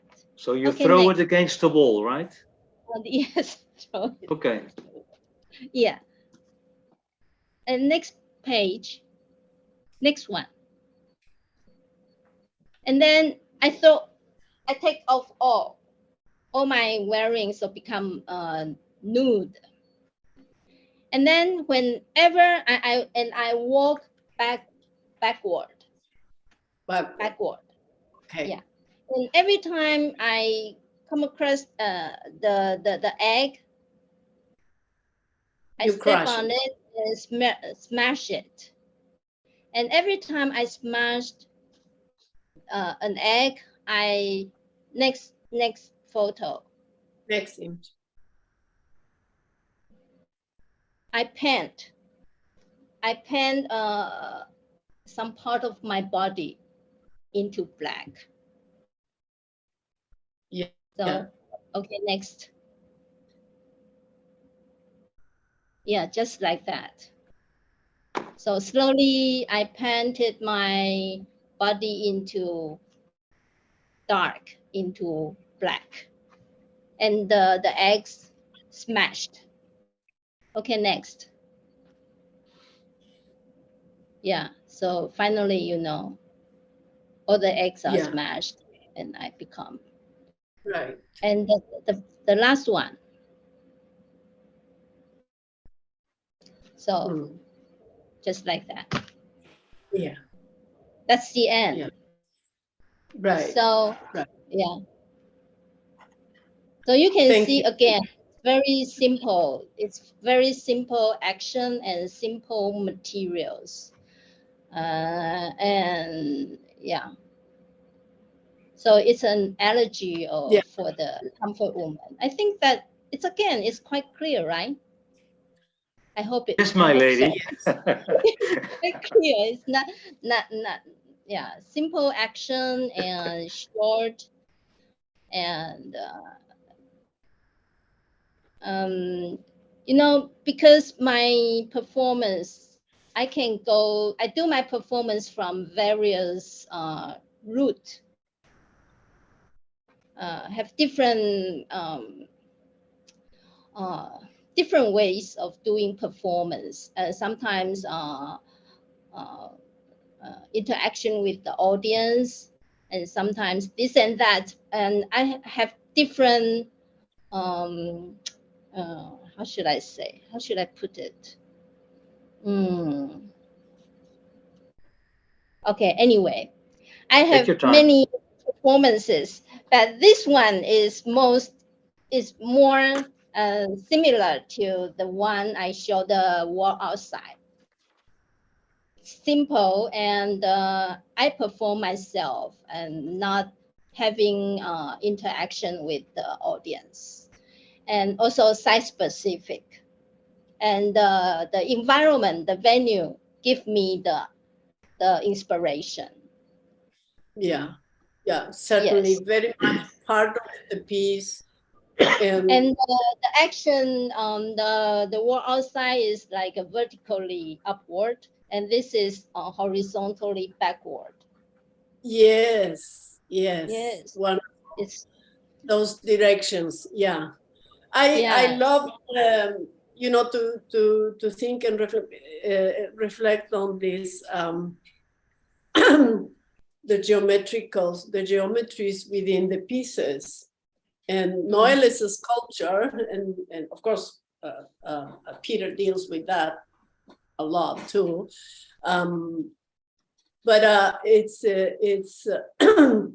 this is one of the aspects that are part of the cognitive process when thinking of a piece. Is the whole spatiality you know, that you create first on site, particularly in this case, you know, when you are in contact with the space and very charged space, in this case, of course, to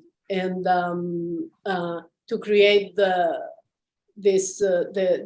itinerary, you know, and the different moments, yes, the discourse, the narrative, the different moments that make this, you know. Yes, and it's true. We will see what Peter and I think about, but yeah, it sort of carries that you know, the single action, concentrated, dealing with whatever chosen elements in relation to the site and the space, create an image, a sequence, a sequential image that brings up, you know, a lot of historical, that is the protest element in both pieces, you know. There is the need to open to liberation, protest and liberation, sort of.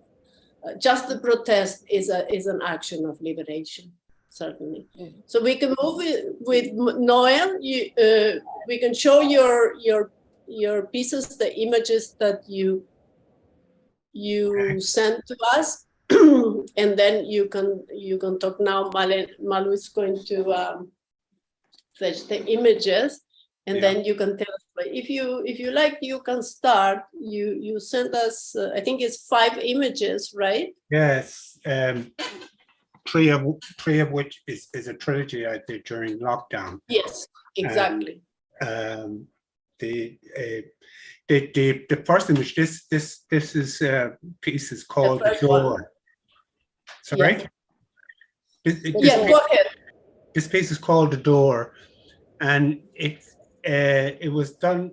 This was done for the Prague Biennale, Reconnect Art in 2021, and I was in contact with them, and it intrigued me in that they asked me to do the performance live and streaming it to Prague, where it would be shown live on screens throughout Prague City.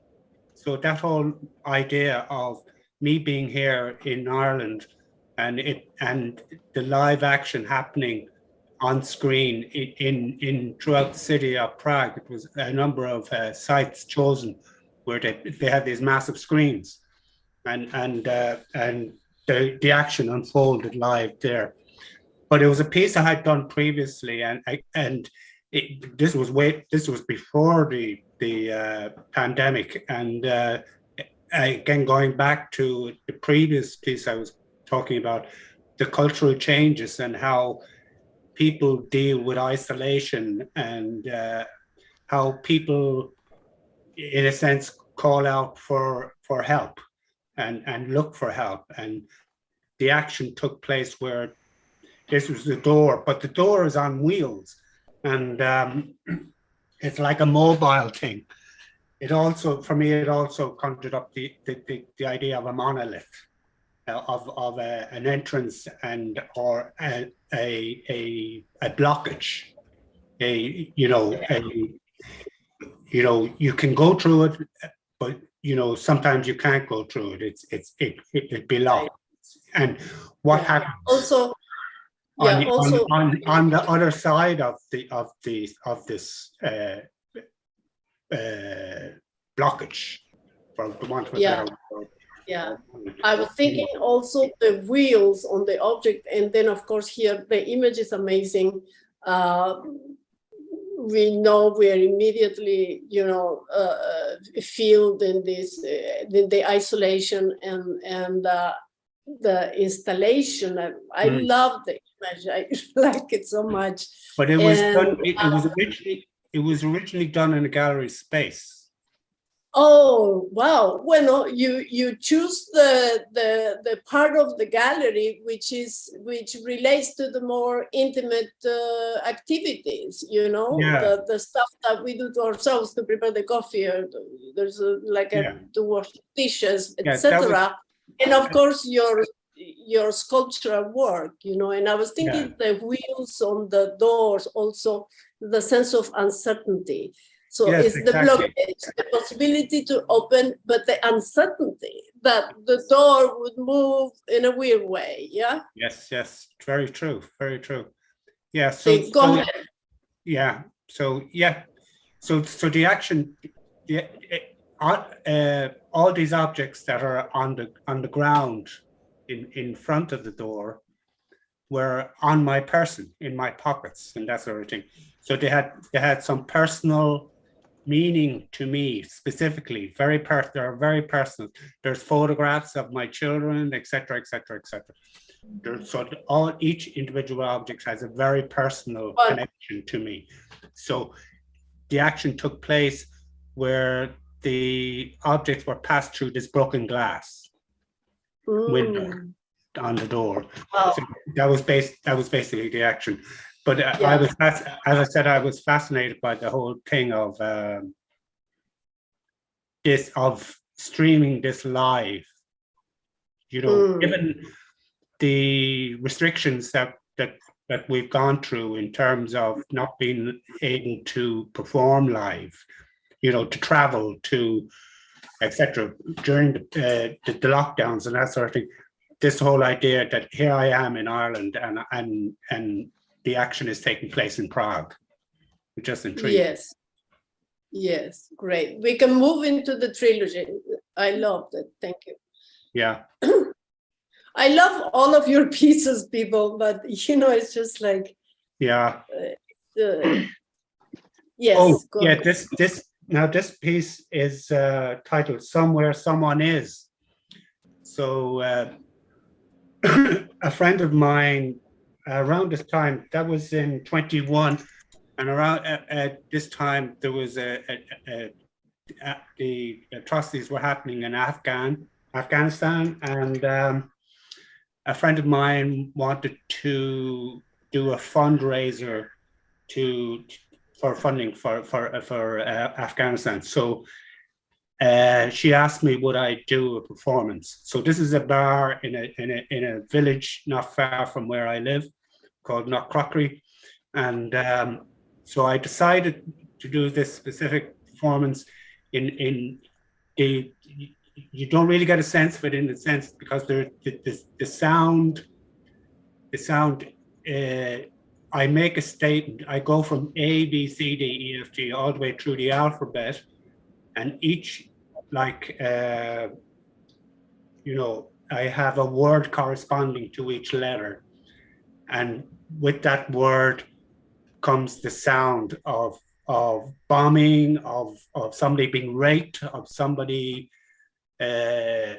shooting somebody, of somebody drowning, of whatever. And so you get all this mix of, and around on the chairs, the stools, there are 4 different hats. One is a military hat, one relates to money, one relates to power, and one relates to the church again. And I am dressed in a suicide bomber's vest attitude. You can't really see it from this photograph, but it looks like there's dynamite and everything. But also on the vest are some dolls relating to children and relating to the whole idea of the victims of war. So I go through this action where I have a world map and I tear the world map into pieces until they eventually get smaller and smaller and smaller. And on the table itself, there is a revolver. And each time I do an action, I turn the revolver like they would do, say, in Russian roulette, you know, where they spin the revolver on the table, and whatever hat it points to, I put on. So that's the basic action in that. So it was done to help out this friend of mine, as I said, who was doing a fundraiser for Afghanistan, and which was, and the actual fundraiser was quite successful. In I don't know, it was something like near €6,000 was released on the night. So it was very. I was delighted to be able and given the opportunity to be able to contribute. Yeah. Yeah. Let me just ask you, because the image has you know, its own like magnetism and pregnancy. The instant, as we were talking about the power of the instant images. And we see the reaction. You have two dolls and people are smiling.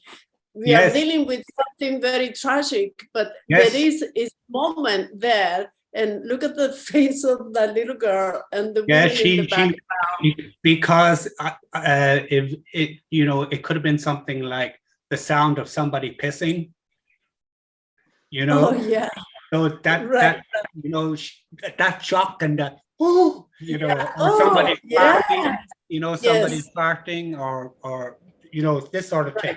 So this is you know, and thank you. And it was amazing to see when you know, and then juxtaposed to that, you had this. I had the sound of somebody being raped, and you know, the different how people to. This was an interesting thing for me to see the reaction of the audience to these sounds and that sort of thing, and how you know how you know how they look at, you know, when they smile at a fart or somebody pissing, you know, and the dismay at the you know, and people cower away from other sounds and that sort of thing. So that was an interesting exercise. Yes, and the use again of, you know, tools of audiovisual tools in this sort of live performance with the sound as another track. Because from another reality which is being referenced. Because I feel there's no such thing as silence. Yes, absolutely. Yes, so that's basically it. So thank you. Yeah. So we move. This is the first of a trilogy, right? And this one is called. Called Post Box. Yeah, Post Box. We go on to the second, which is called. Oh, the second one is Post Box. The first. This is the first one. It's called Post Box. Okay. Yeah. Oh, the prior one was the second trilogy. Okay, so we didn't have it in order. The next one is the second of the trilogy. Okay. Okay. Yes. Okay, go ahead. This was done for the International Multimedia Art Festival in Novi Sad, and there was a call out for a video to perform the video, and I did. It was done live in front of a limited audience, given that it was at the height of the lockdown, and Adam Malai, my son, helped with the collaborated with me on it, and also performed, and was a technical assistant on the thing. So I set up the camera in one specific point, whereas before, when documenting performances, the camera would be moved about to get various angles of the performance. I decided to keep it static and have it at one specific point. And basically, the premise of this performance was about the desperation in there's a story connected with this, in that I found this dialogue which by the Velvet Underground, which was about this man who was madly in love with this woman, and she didn't reciprocate his love and decided to move away to another part of the country.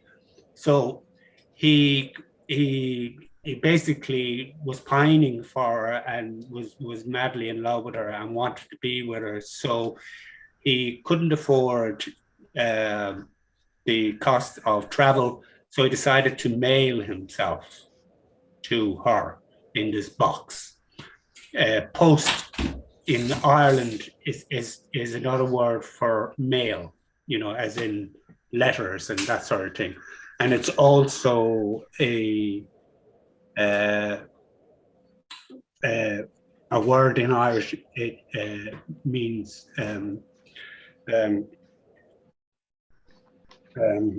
oh God, I'm got all confused here a minute. Just give me a second. But anyway, the basic idea was that out of desperation, he posts himself to, he mails himself to her, and she can't open the box. And her friend who was with her gets a large scissors and drives it into the box and kills him. So that it's sort of that futility, that futile sort of attempt of this guy to find love that's not there. So it's basically that's sort of the idea. Yeah. Amazing. Thank you. So you We see, move into we can move other- on to the next one, which was called. And then you make whatever connections you want to make in relation to the trilogy structure. So post Yeah. so while the other one was about the isolation and the physical isolation, I tried to look at the mental isolation that people were going to and what they attempted to do in order to deal with their mental, the mental psychological problems arising from not being, their freedoms being taken away and not being allowed to socialize, to interact, to hug, to shake hands, to kiss, to whatever. So it brings in, and you can see there's objects around the place. It brings in religion and confinement, and there's a sort of surrealist aspect to it in that the ceiling light is on the floor, and the table is 2D. It's not 3D, sort of thing. So it's there's a whole lot of situations going on there. And again, my Ada Malloy helped me and he performed as well, and as well as the technical team. So again, the camera was positioned in one specific spot, just to signify a particular one point of view without moving the camera around, sort of thing. So to show that static, that situation where you were restricted to a specific point. Yeah, and in this piece and the prior one, the camera is it's a still to capture the whole space. It has the structure of your son in the background. Masked with is he playing music or reading something? Because he's silent. Tripod he's silent. He's totally silent. He's totally silent. Utter a word. He doesn't speak, even though there's a lectern in front of him with a book. Yes. And he's also got a microphone, but he never uses it. He's not using it. It's like a shadow. It's like an alter ego. It's like an unconscious thought. You know. Right.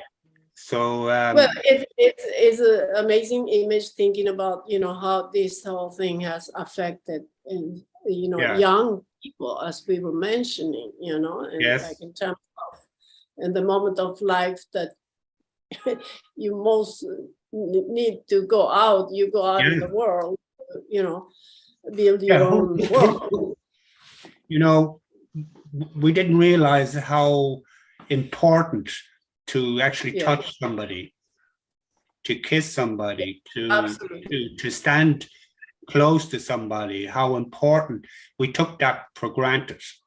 Yes. Now we are stepping back and we're considering these interactions with other people, and it's still, you can still see it in people when you're in public, how hesitant they are to get close and to, so it's a real difficulty, and as we were talking about the psychological ramifications of this, for our own individual selves, for everybody, there is that we have to come to terms with, that we have to deal with, that we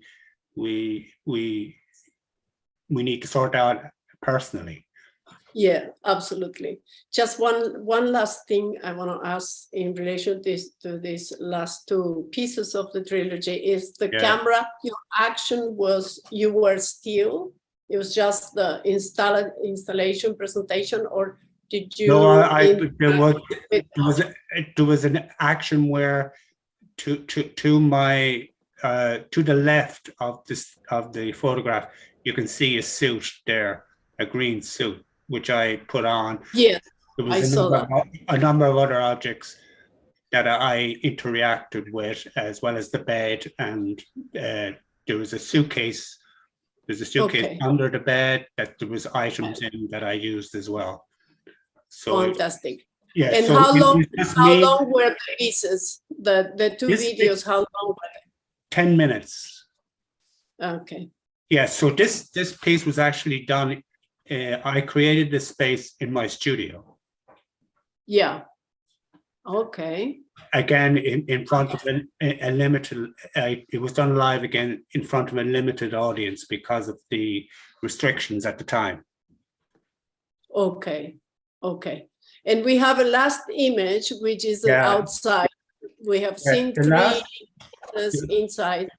Yeah, the last one was done in my backyard, and this will be the actual video itself will be part of the International Multimedia Art Festival next month.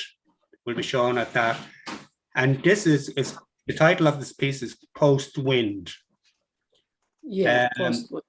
I remember it came to me. The idea came to me in a sense that I remember. Because I smoke, I have to go to the backyard to have a cigarette generally. So I was listening to the wind, and I could hear certain sounds that almost sounded vocal. I was hearing words and this sort of thing. So as well, I want to work with the idea that coming out of the lockdowns and all of that, even though we're not out of the pandemic yet, I wanted to work with the idea of what the future can be and what the future would hold for mankind and womankind, and to see just to work with that what is ahead, what will the future bring for all of us, for the planet, so that was basically it. And it was like a wipe of the brow, in a sense of, okay, so we're out of the worst of it, but we still have all of this stuff that transpired to deal with personally, and politically, shall I say, and socially, and a whole lot. Yeah. So there is a lot of questions to be asked, Yeah. and very few answers. Absolutely. We're dealing with that. Yeah. Thank you, Noel. Thank you so much. Thank you. We move to you, Peter. Now we check your material, the recent. What would you like to show first? Tell us. Oh, because both you, Noel, and Chechi didn't show, so we're not showing any video, right? No, we can show the video, certainly. It would be nice, so you know. Well, maybe I want to show two things, but then the 1 minute from Kassel, if it works. Okay. Let's watch the video. This is a very recent work. I don't know if you have done another one since June to today, no. But this was in Kassel. And shall I say something about it first? Go ahead. Okay.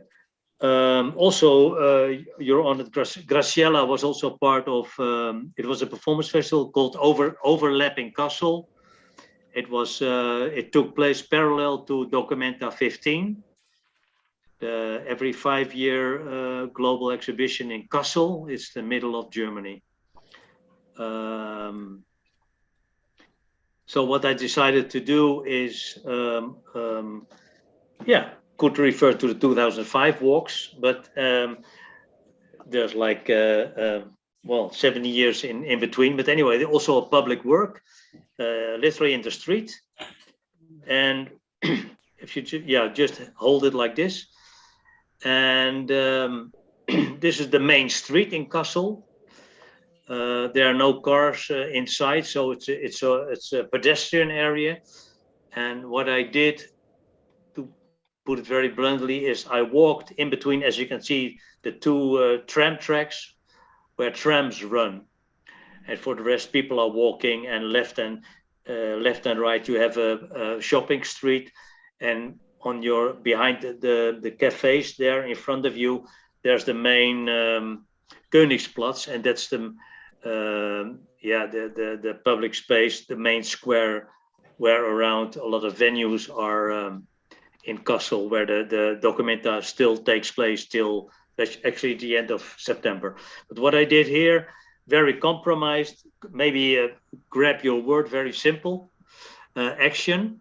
I did this particular action. This was the only one documented by video and also photographs. But over a period of 6 days, I did a similar walk in the city with no official photographer. So this is the actual. So the other 5 days, I walked the city. So I only met passers-by, minding their own business. But this one was in particular interesting, I thought, with a lot of consequences, because you see one tram. But I walked up and down this main shopping street, and luckily, of course, the tram drivers have a schedule, quite minutious, like every minute. Well, in 5 minutes, they have to be to the next stop. So what happened, because I was walking quite slowly, the trams were like jamming up. So at this point, there were like 3-4 trams behind this one. So they were very polite. And at certain stops, you will see only one stop I present here. In my one hand, I have a book, and called Rage and Time in English, Rage and Time. And the other one, I had a white handkerchief.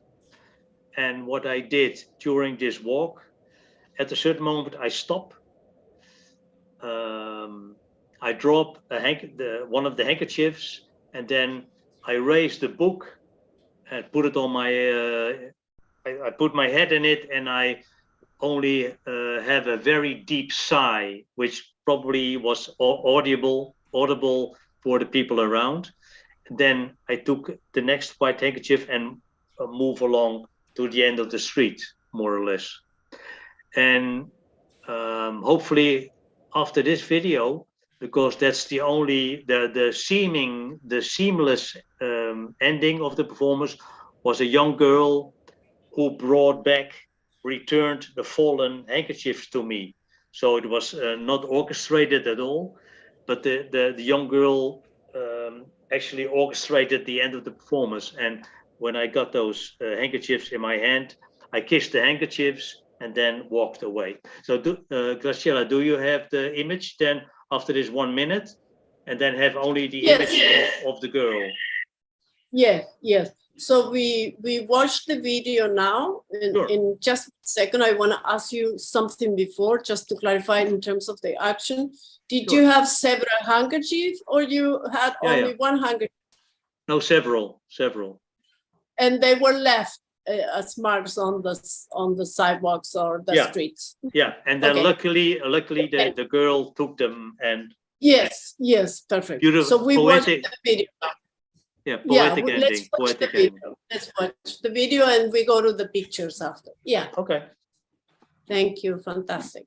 You're welcome.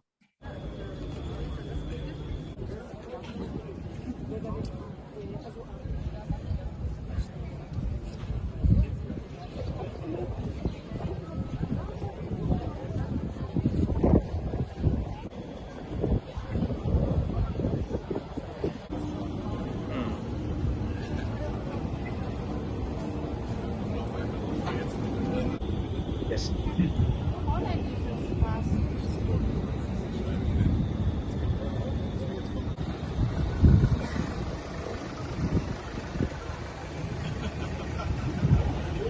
That will be a long minute.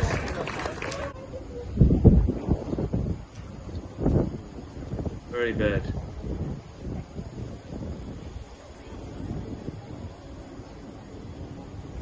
It looks as if there's a hurricane going. Ah, that's a little better.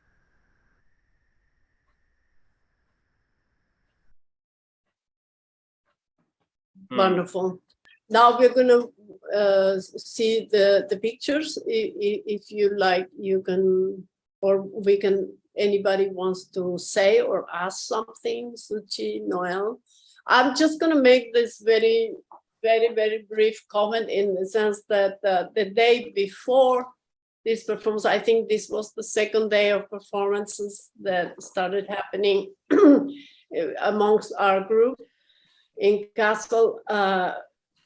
As the first time encountering the city, which is a small city, and crossing precisely through that street, because we had a site right there that where we could perform inside. And as I was crossing, I thought somebody will make a performance here, and it was you. Okay. Isn't that interesting? That was just an anecdote.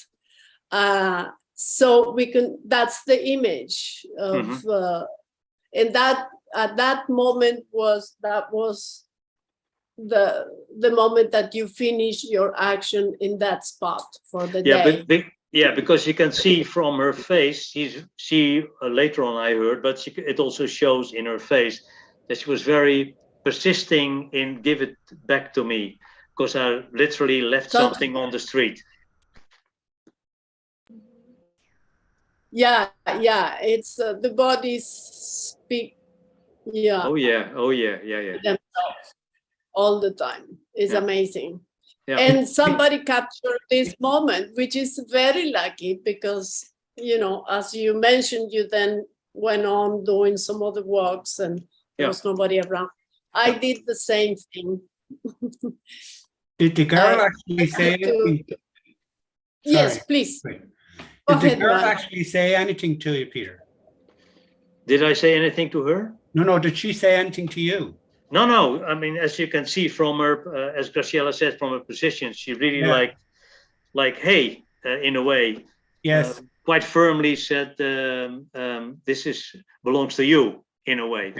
So I didn't kiss her, but I kissed, there's another photo, but very blurry, that I kissed the handkerchiefs, and then I was already bending over to her to receive the handkerchiefs, and then I walked to the right from this. Yeah. But what I can mention is briefly that was also a part of the traffic jam, that I stretched my arms with the book and the handkerchief.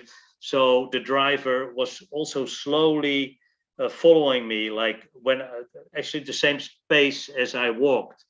So that's why the jamming took place. So there was a sort of nice sort of intermission for the drivers. Plus also what you didn't see very clearly was the police car. So that was also as last. Then I stopped. Then the moment I dropped the handkerchief, then the police car came as it was orchestrated, opened the window and said, "Is everything okay, sir?" And that was the moment before I opened the book. So it was perfect. I just nodded. I didn't say anything. So when the officer said, "Everything okay, sir?" I nodded, and they left the scene. So it was perfect in that respect. Yeah, that's very good. It's those experience interaction becomes so important in the moment. And you might say that, yeah. Very. I mean, it's like it's part of the city, right? And anyway, yeah, a police car means I can also add similar everywhere and different as well, you know, like in terms of citizenry and the bodies, the control of bodies, of course, you know, they're trying to look for the safety. And what I see in this picture of the girl, yes, this belongs to you, but there is more to that. Oh yeah. She is serious, and she's. I connect. I connect some emotion as if she sensed you something strong is happening to you, something that is more on the side of preoccupation or sadness, you know, and the handkerchief, and she's very concerned. you know, she's stepped into in a sort of immediate reaction of consoling, just it's okay here, you know. So it's quite amazing, and it's wonderful. I say again that somebody captured the image, right? It's a very strong image. Very, true. Yeah, very powerful. Yeah, strong and beautiful. Thank you. Well, you can see it's only 1 minute, but you can see it on my website, because this was unstable media, unfortunately. Yeah. But the video is very good. It shows everything, and I think we can capture.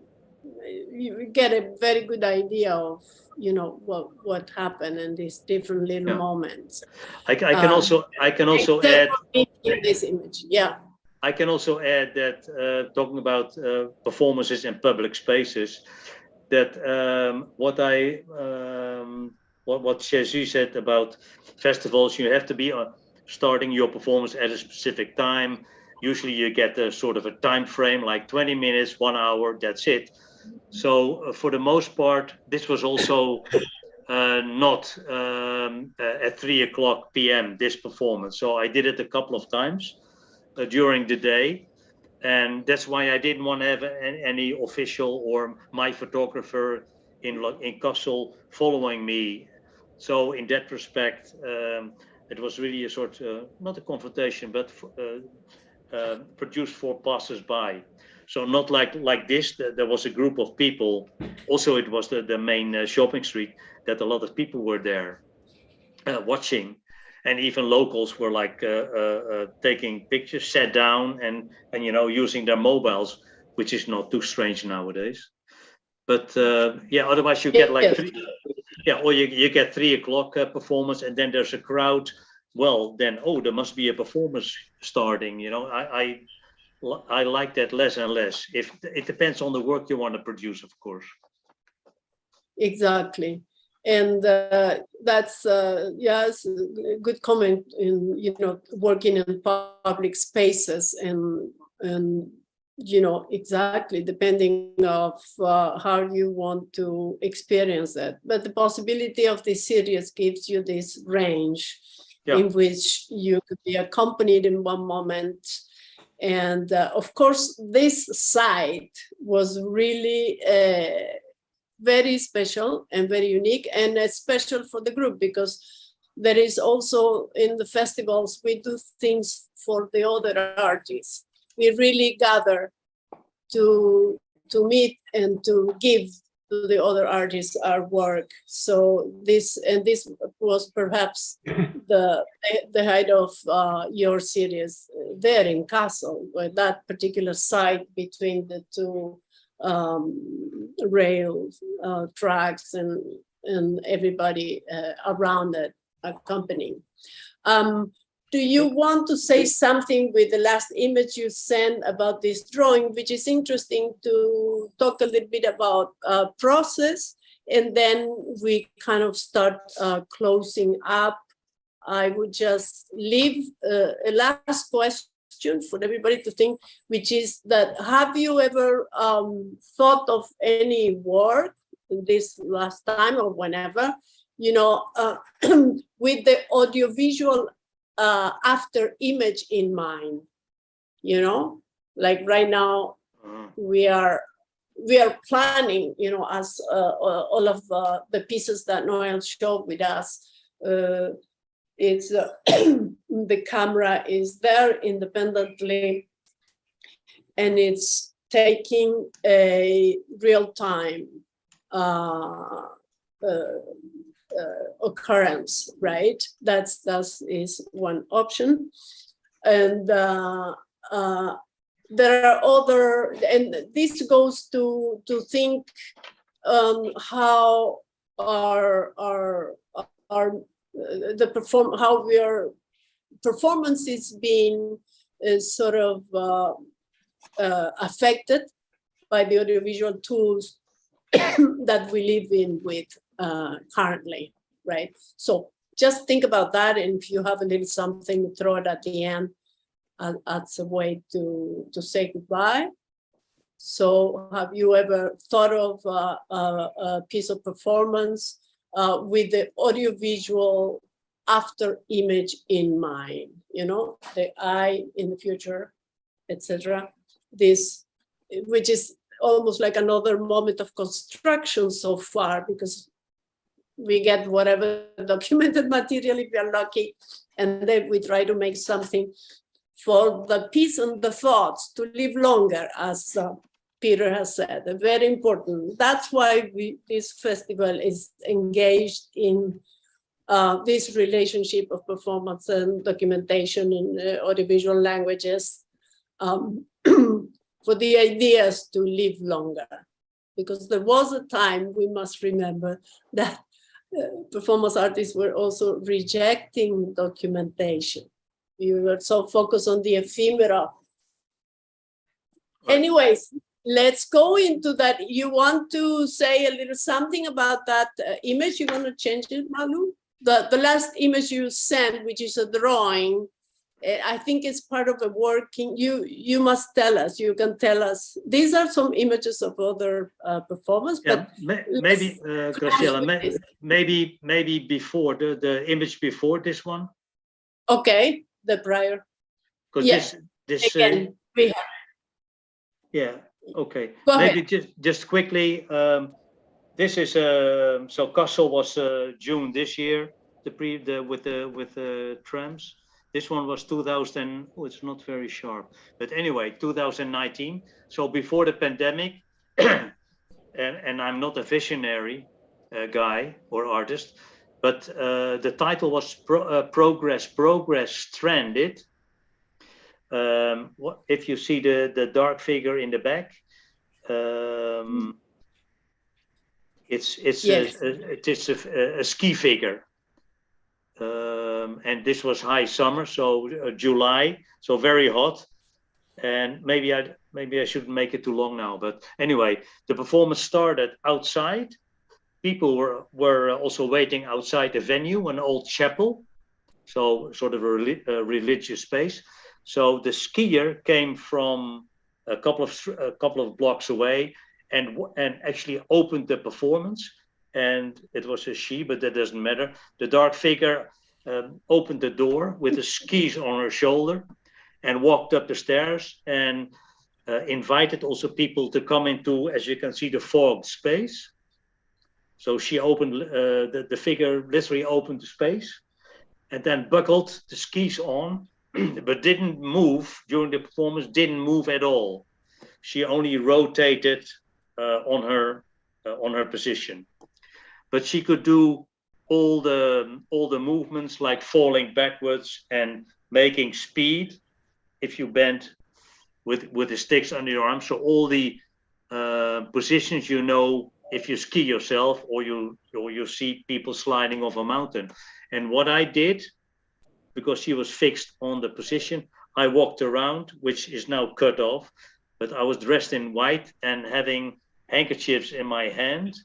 And during the 20 minutes performance, I dropped white handkerchiefs around this figure. And then in between, I had a couple of, a couple of sentences, sometimes very loud. So remember, the space was fogged. So actually, as a visitor, you had to move yourself. Obviously, a lot of people didn't do that, but I wanted to, literally to obstruct sight.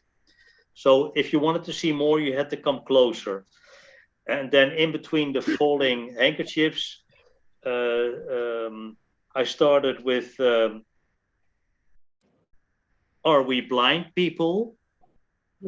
So very loud, but then in the fog, so people could hardly see where I was. So I'm not going to do it, but are we blind people? And then I whispered sleep of reason, which you can say, where do we come from? Where do we go from here? Sleep of reason. And bridge of sighs, which I whispered, bridge of sighs.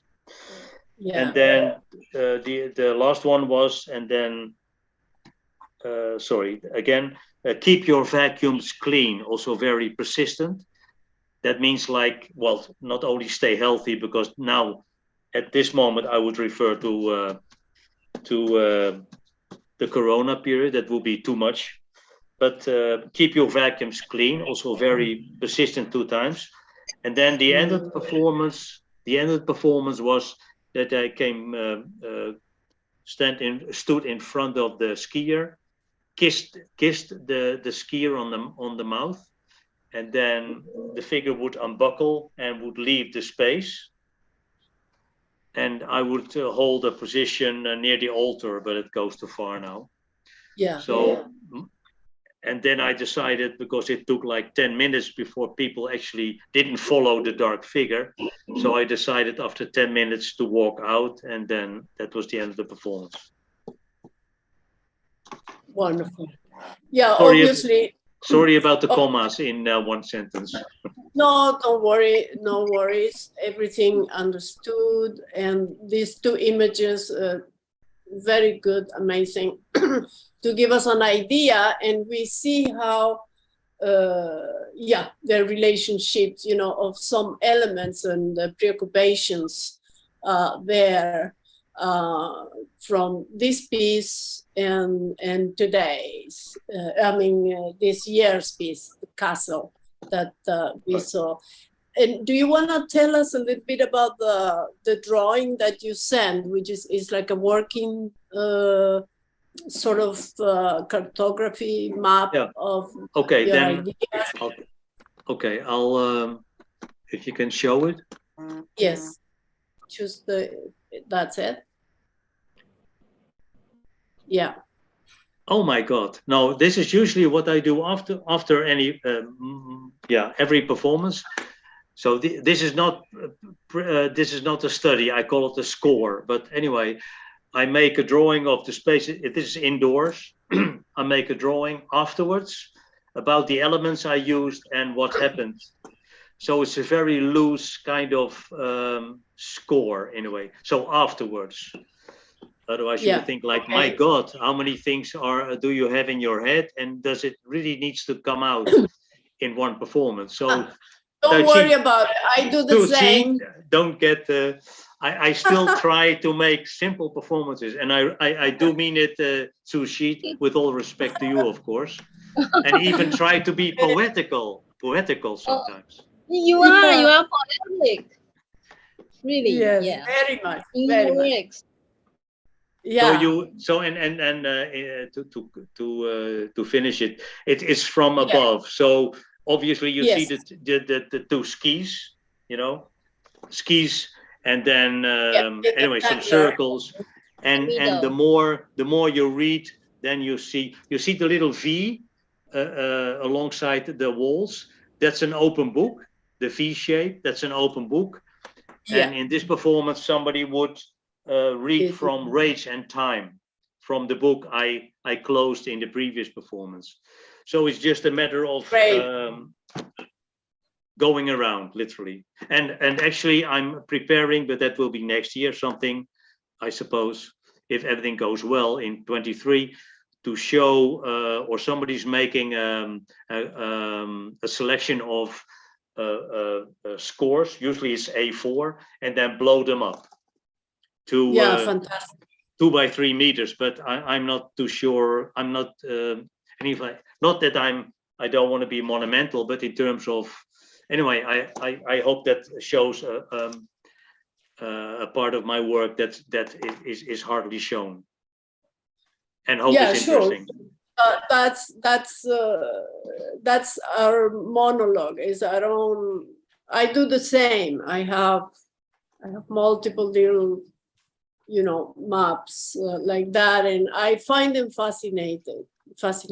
I really, and thank you very much for sharing it. And it's a very, very nice contribution to all of the elements that we have been considering in our conversation.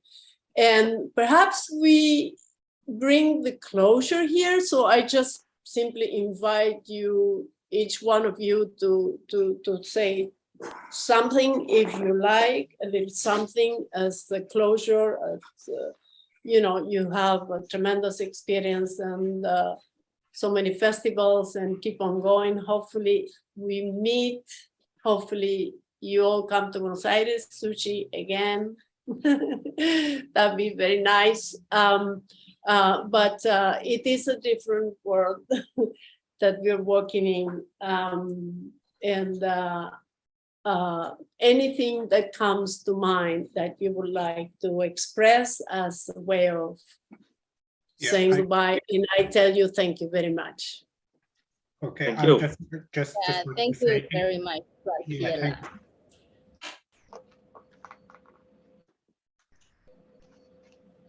Yes, go ahead, Noel. Yeah, no, I was just going to say, as we go into the future, that how difficult it will be, we now have to consider, travel is more expensive, and especially from my point of view, in that, like, say you're on mainland Europe, it's kind of easier to hop a bus or a train, do you know what I mean? Or pool a car, whereas I have to fly every time. And I remember before as well, another factor that was coming into our discussions, I remember just going back to performance crossings in Prague before the pandemic, talking about our carbon footprint and how we affect, and how do we deal with that, and how do we lessen that, and how do we, rationalize that, and what do we do to minimize that, as well as being in the pandemic. The pandemic is not finished yet, and we all the time hear of other strains. Only yesterday, my daughter got this new strain of COVID and is in isolation. So it's not gone away, and we have all of these factors to deal with. So it's going to be difficult. So talking about how we try and transmit the performance using audio visual, and I like that whole idea, Peter, of your map, your drawing and that sort of thing. I think that's amazing. And if you don't mind, I might try that myself, just to see how, Promise. how it works. but I'm just throwing out the question. How do we cope with all of what's happening and what has happened? Yeah, thank you. Sushi or Peter, whatever you. Because, you know, for me, it's very late. Oh yeah. Yeah. Almost 11 p.m. So I'm just. Oh my God. We should be singing something to you to go sleep peacefully. Yeah. Oh, a lullaby. Lullaby. But, you know, Graciela, I admire you very much because for me, I'm also a sometimes organizer. But these 3 years, just, I don't know. I didn't do much, almost didn't do anything for performance art, you know. But you still going on online. And you organize this conversation, analytical conversation. So I don't know. We are different. We are very different. For me, maybe I'm as a Chinese. No, Taiwanese. Hey. As a Chinese. Yeah, this is too late, you know. Taiwanese. I think culturally I'm very much influenced by Buddhism. And also my background is not visual art. So I don't have that habit like Peter, you write so many things after your performance. I almost leave nothing. Only the documentation by others, photographer, videographer. So yeah, I think my performance reflect who I am, what a person I am. Very simple one. And at that moment, I do that, and then just let it go. Yeah. I will invite you, Graciela, if I Yeah, organize a plan. I think whatever you say about yourself, you're very modest. I admire that. Oh, I'm modest. Okay. I hope I am. Before you, Well, you know, well, the piece with your artist. yeah. Well, the piece you did in what is it, Germany? The ones with a lot of brass. I like that. Yes. But that's Oh. maybe that's for another time to visit your. Yeah. I hope people who that's only starting, that people hopefully watch us online and listen to us and go to our websites. It's not an ad, but hey. Yes. But thank you so much. You're welcome. You want to say something else? Yeah, Peter, go ahead. No. Well, what Noel said. No, what Noel said earlier or just now about flying or moving around. Of course, the first thing is, of course, not to be too sad about it or to be only hopeful, but you need to be invited, of course, as an artist, or / produce your own work. And also, if you don't get around, then people don't have a chance to meet you. Just one minor issue about the Corona crisis, what Noel also pointed out with his daughter. I got a little tale when I came back from Kassel in June of Corona. So it's constantly or still around. But the last 2 years for me were also, I went through a divorce. I wrote it down, but I can't do it by heart.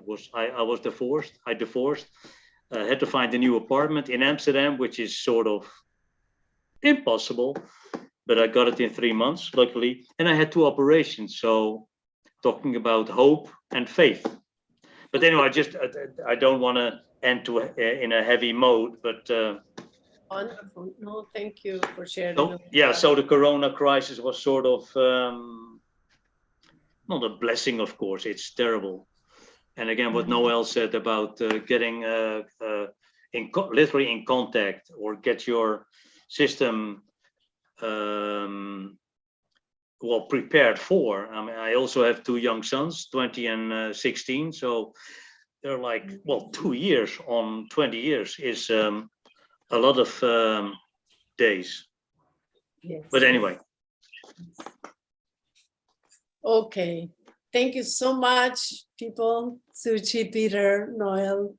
This was amazing. Thank you. And thank you so much. It was a great pleasure to share work with you and life, of course. Thank you so much. Fantastic. Thank you. Thank you. Love you all. Take care. See you soon. Likewise. Wherever. Yeah. Anytime. Anytime. Yes. Take care. Thank you.